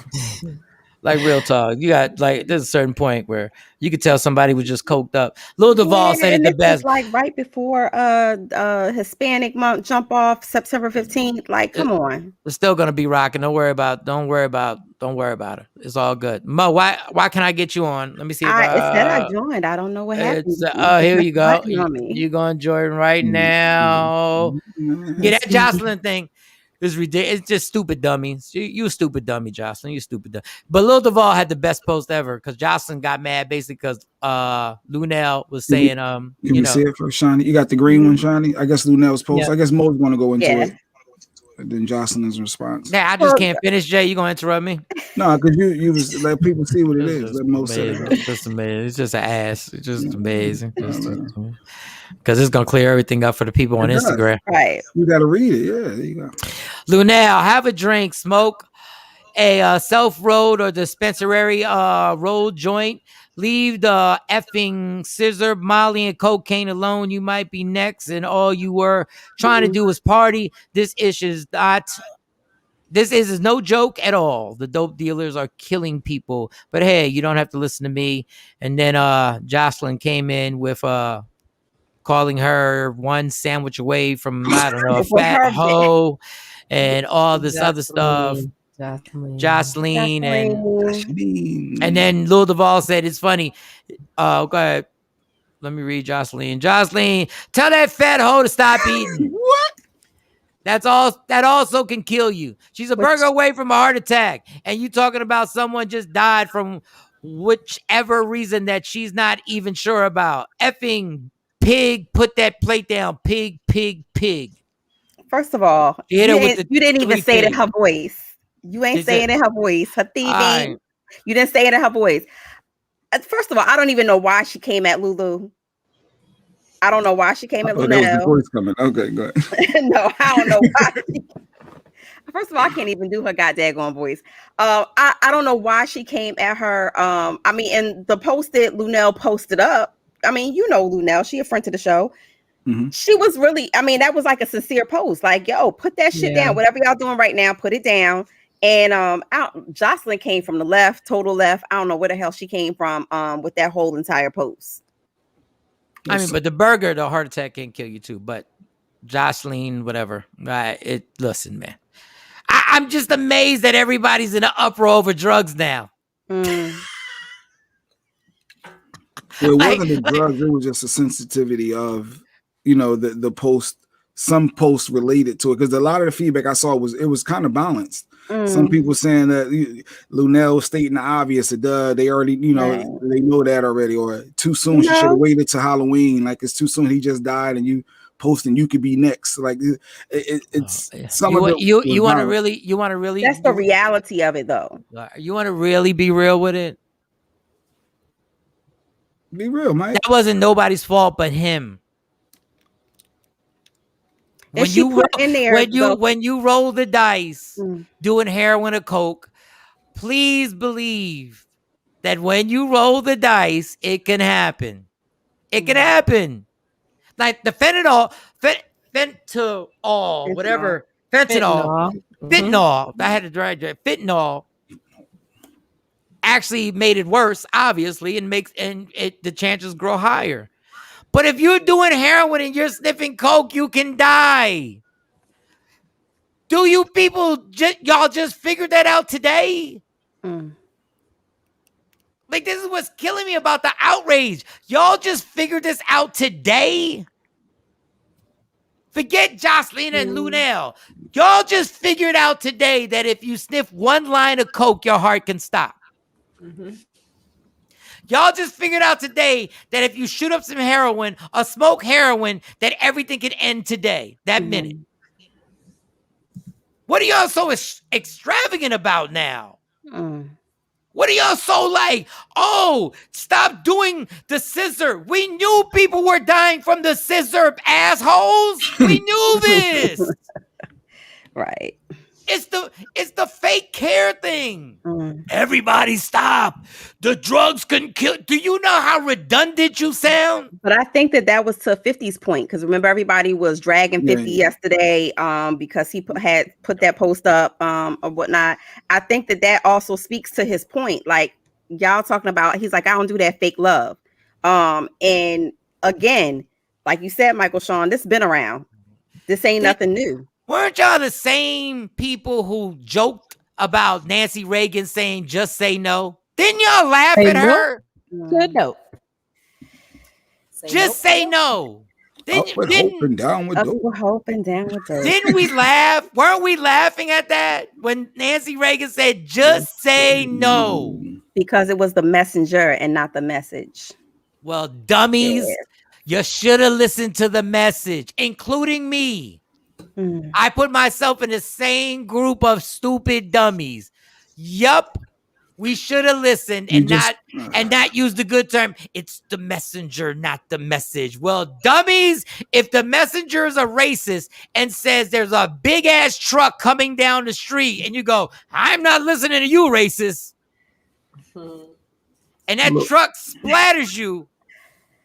So when he said, if you get offended from someone telling you to stop doing drugs, that's a sign that you probably should stop doing drugs. It's the most common sense comment ever made. A hit dog will holler the loudest. But I'm just like, everybody, yo, stop doing coke now. But you think somebody really gonna stop doing coke because you said stop doing coke? Some people will. No, some people will. Some people will. See, when people say no, this is what kills me when people say no. Some people have real common sense. The reason why I never did heroin and I chose alcohol, which was no better, but in a way it was better, is because I saw my uncle die from heroin. So when you tell people, there will be a large amount of people who really put their seatbelt on, who really was like, yo, you really go through the windshield, and they put their damn seatbelt on. They were people who really said, damn, I'm not going to drink and drive. Now, assholes like me didn't listen. But there were a ton of people who said, you know what? Maybe I will take a taxi, or maybe I will get a designated driver. When people are like, oh, that's corny, you think people are really going to stop? Yes, they are people who really, when the doctor says their sugar is too high, they really change their diet. What about the people that can't because they need help, because they're addicted? They just know that's their weakness. And that goes with the territory. And they can either get help, or hit rock bottom, get help, or they die. But it's not just dealing with the drug use too. You got to deal with the underlying issues that is making them use drugs, or made them start using drugs in the first place. So that's a whole nother kit in itself. Yeah, that's a whole nother thing. I don't have a drinking problem. I have a thinking problem. My thinking is screwed up. That's why I can use something out of control like that, because it's not the drinking that I have the problem with. It's the, like Mo said, it's the thinking process that in my brain decides that I am going to do this on a relentless terror till I destroy everything. There's a whole bunch of stuff to this, but damn it, people. Don't tell me to stop doing drugs now when y'all was glorifying drugs the entire time. Don't start now. Like, come on. Like, I'm glad we're saying it. I shouldn't say that. I'm glad we're saying it. But come on. Like, yo, this has been bad forever, yo. You know how many people we've lost the drug? Like, when Whitney died, do you think that would have been the time that everybody would have said, yo, stop doing drugs? Take Whitney. Yo. Now, yo, they got this new stuff that they sprinkle on it, and it makes sure. So let me get this straight. When Whitney was in the tub, that didn't tell everybody to really chill, because we were like, well, because quiet is kept. What everybody was really saying was Whitney was a drug addict. I'm not. Or even like in Juice WRLD, what happened with Juice WRLD when he swallowed the, trying to hide his drugs. He's a drug addict. I'm not. But for some reason, when the batches get poisoned, everybody goes, "Whoa, y'all better chill! All the batches are poisoned."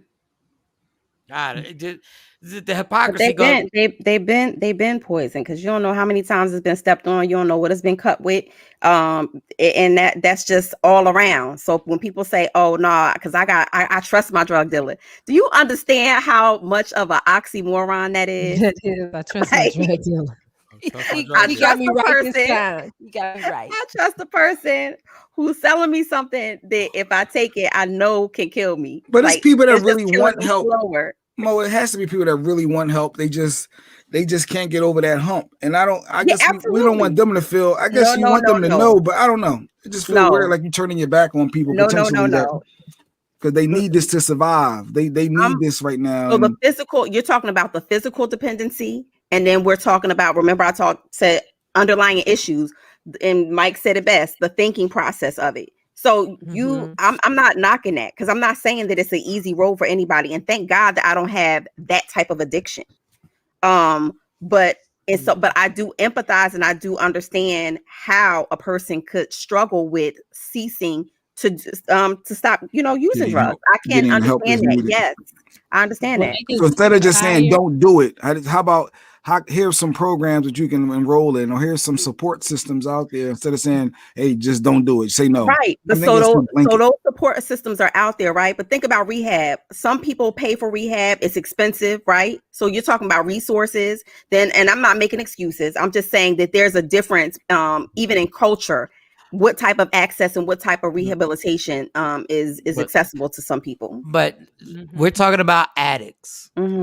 There are millions of people who are casually doing this. And I'm telling you. Recreational. If you mess with it, you could die. And at the end, it's a cold world out here, people. If you don't get help, you're going to die.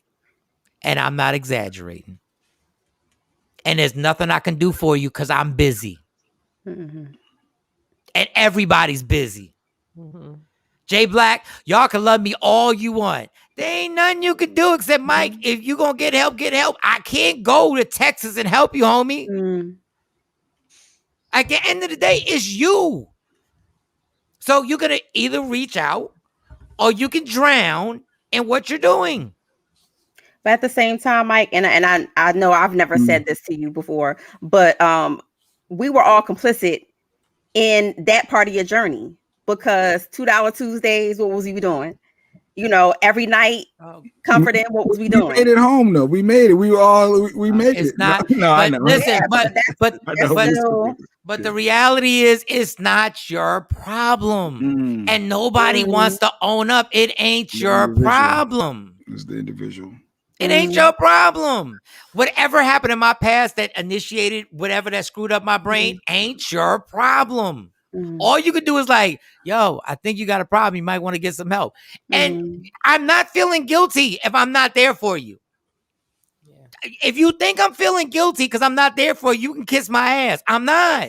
I'm not. And you can't turn your back. Is it like turning your back though? Even though you know the person is going through that, you want to. I guess I don't know. I'll accept the phone calls. I've accepted phone calls. I've talked to people, and even people who have talked to me. Mike, at the end of the day, we're getting off the phone. What you gonna do after you hang up? What you gonna do?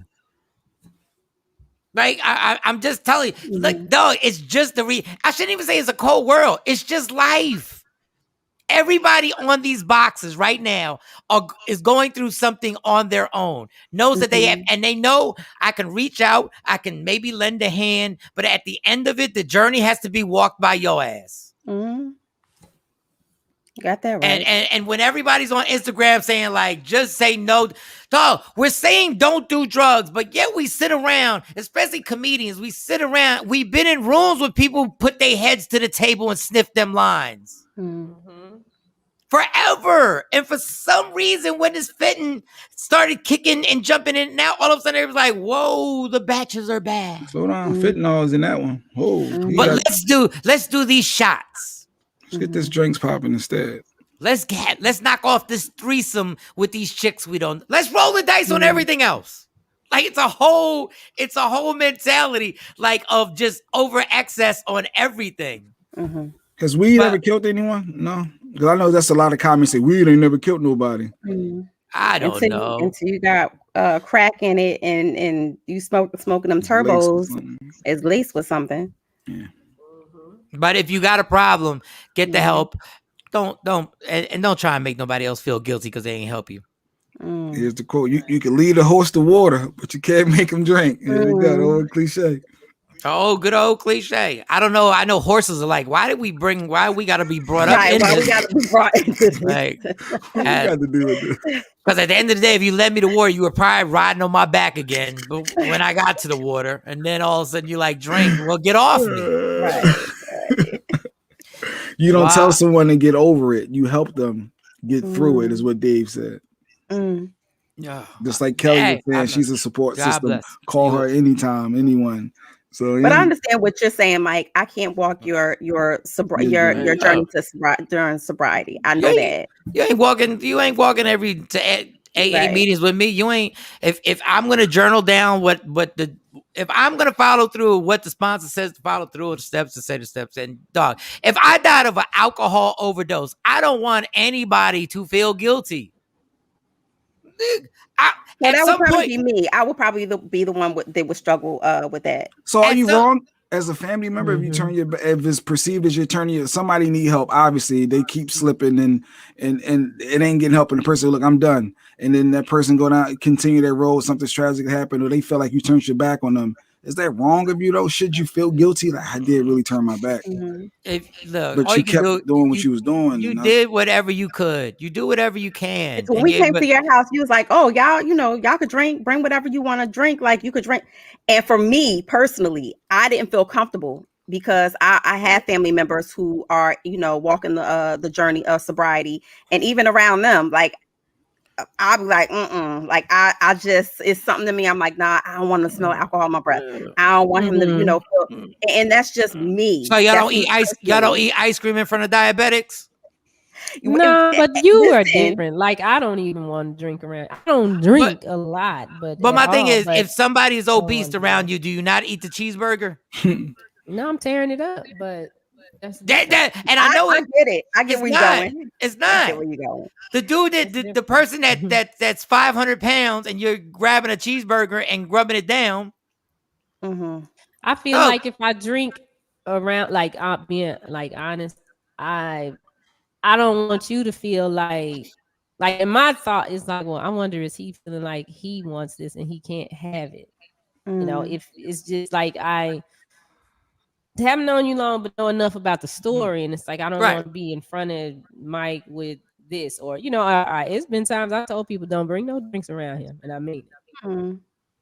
And I get it, and I understand what the that whole thing is, but I try and tell people like, if somebody's broke, do you not whip out money? Like if somebody is somebody, but you do understand what she's saying. It's a temptation. But you see all of us drinking, getting lit, and you smelling it, and you can't partake. If I'm a serial cheater, do you dress differently in front of me? No, because you don't want my ass. It ain't that. No, but what I'm saying, and I get what you're saying. I understand it, but the logic of the whole thing is like if I'm allergic to. If I don't even know what to say, like I'm saying, if somebody literally is a diabetic and has lost toes, do you not drink a soda in front of them and be like, "Yo, let me not drink this"? Got that deer part. And let me tell y'all this. I appreciate that thought process. I'm not saying it goes unappreciated. I appreciate it, but chances are you drinking in front of me ain't doing nothing because if I decide to drink.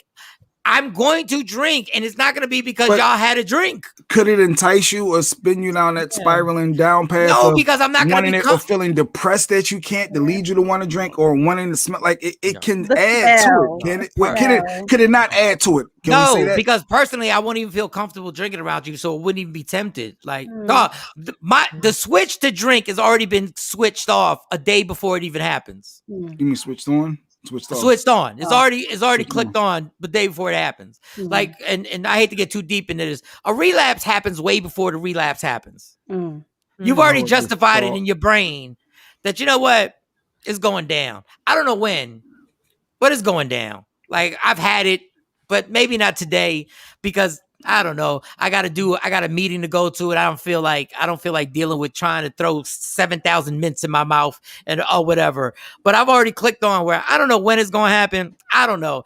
But at some point, there's going to be a nice sunny Wednesday when nobody's around me that I'm going to get it popping. And if I don't call somebody to admit to them that I've already thought about that, and that person doesn't check me and go like, okay, well, run the tape. And what they mean by run the tape is run the tape on what's going to happen after you do that.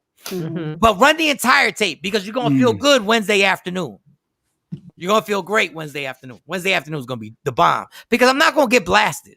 I'm going to do it perfectly. Like, I'm going to be like, all right, cut it off right here. We're good.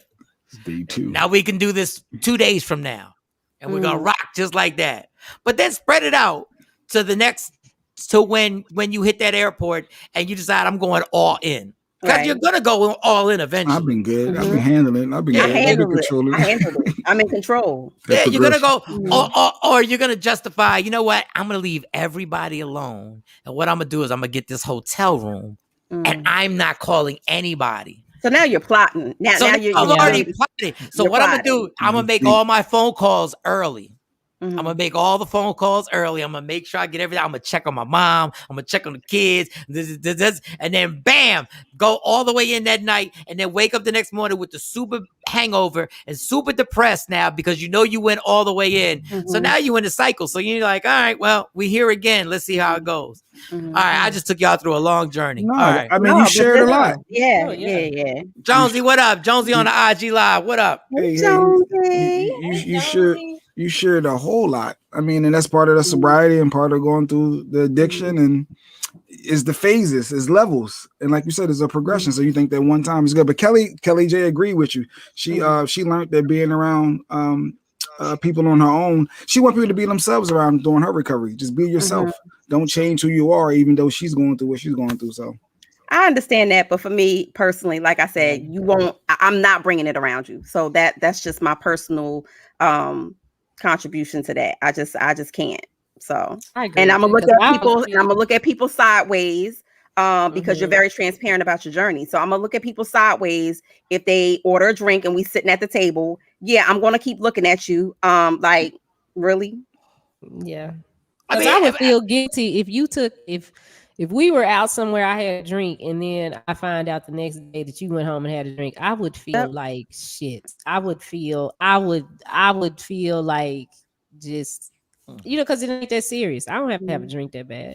And that's because that's my personal attachment to you too. So people who love you and who are invested in you, and it's not something you requesting of people. Because like I said, you said, yo, you drinking? Bring whatever you drink into the house. It's cool. It's fine. But that's just my personal, take on it. So God bless. Love y'all to death for it.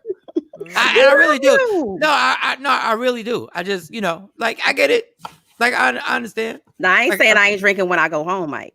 No, I like. Yeah, when it's me and we popping up, I ain't saying that. Just not around you. Y'all. It's just the respect for your journey. That's all. It's the respect for your journy. That's it. Nothing. I probably wouldn't. I'd be like, you good, but I'd probably. Y'all good people, because the other way around, I'd probably like, you're a grown man. I'm like, I am. Yeah, Mike be like, that's on you. That's on you. That's like, on you, B word. That's on you. Yeah, I wouldn't throw the shots down in front of you. Like, I wouldn't take a double in front of you, but I probably would. I'd probably slide to the bar, and then you'd be like, all right. I wouldn't get ripped in front of you, but it is what it is. Like, I remember my mom threw me a 40th birthday party, a surprise party. Oh God. And she requested that there's no alcohol at the 40th birthday party. Like she made it was a surprise party. I had no idea. I had no clue. Right. I had no clue. And I thought it was a surprise party for my mom. Now, mind you, I was drunk the entire night before.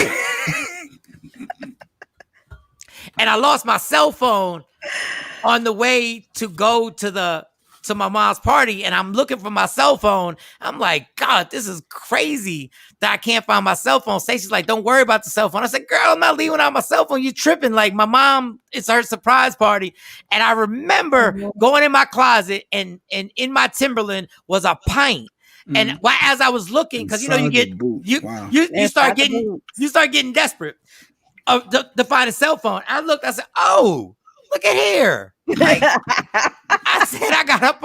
And mind you, I wasn't even hiding it from Stacey at the time. I was just like, so I just popped it, took it to the head. I was like, and I found a cell phone. I said, that's exactly what I needed. Got that vodka in my system, found a cell phone. We all good. We drive, and everybody I walk in, they go, surprise. And I'm like, what the?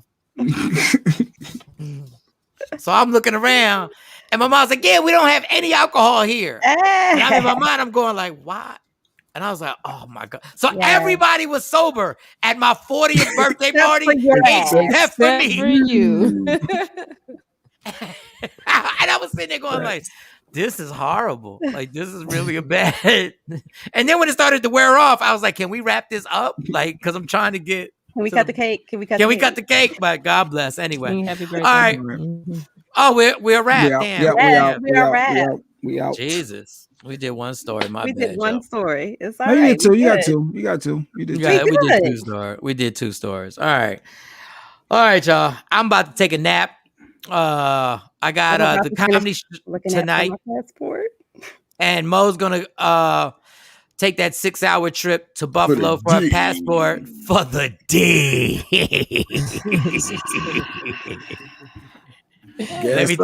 Let me tell you the pressure that's on this dude. I know she don't want to admit it. Let me tell you the pressure. Boy, if you hit her with the lame duck D. Better be Dougie fresh for this 12-hour bid. You better have his shots in, Mike. He better have his shots. Your nice quota. Don't overdo it. You better get right to your certain amount of alcohol. Oh, he better be. You better come back. Your skin better be so clear. Listen. Oh my God. Listen here. No, go get that passport. Get that vacation. Better not be the only thing I come back with. That's all I'm gonna say.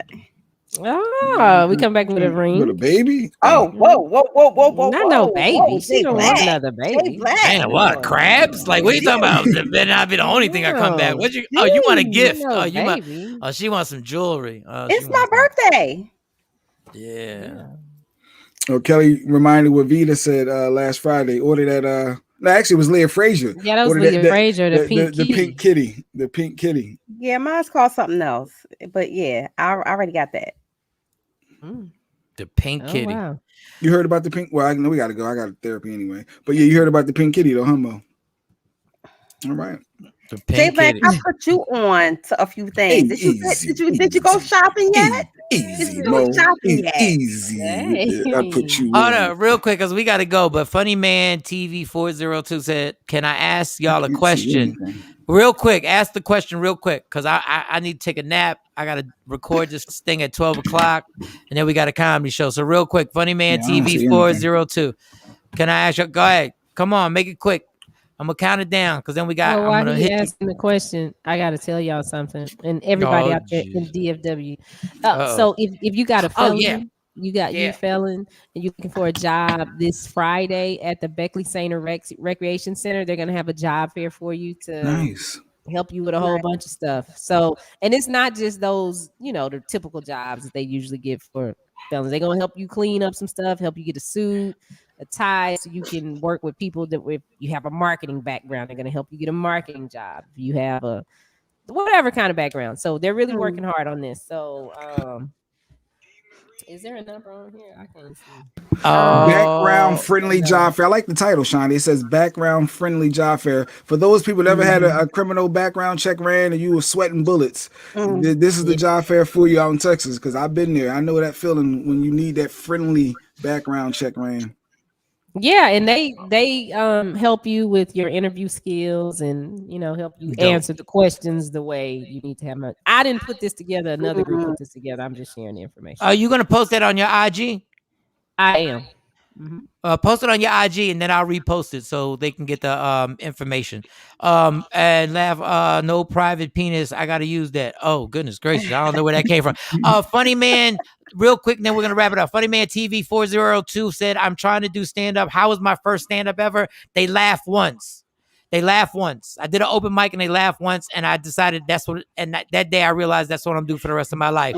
So go on stage, tell your jokes, and don't work. Just go. Expect the bomb. Expect the bomb is what you're saying, basically. No. I didn't even bomb. They just laughed once. Like they didn't. It wasn't. They laughed once. They gave me a laugh, and that was it. Only Mike can tell you about that. Yeah. So just Funny Man TV 402. Go to an open mic, get on a stage, and just get on stage and do your thing and see what happens. Don't give a damn what it is. Dog, you can do comedy for 20 years and still bomb. Who cares? Get on stage and talk that talk. Kathy Black said, have a safe flight mode. Flight. First, you got to get the passport. Get that PP. Passport. Oh, and that's the private penis. See, everybody know. Everybody know. She knows that I have been involuntarily celibate. I'm not, I've been transparent about that. So yeah, but I mean, hey, you did a bid. It's good. You got toys in the house. You just need a human body for insertion. That's all, and you deserve it. You're a grown ass woman. Go ahead, make it happen. And there's no way you can get pregnant, so we're good. I don't want to hear nothing about re-up on no batteries no more, Mike. Okay. You got what? You ain't got a what? Re-up on no more batteries. That's what you're trying to say. I mean, I'm sure you will, but just have fun on your birthday celebration. When do you leave? So Saturday. And when do you come back? Friday.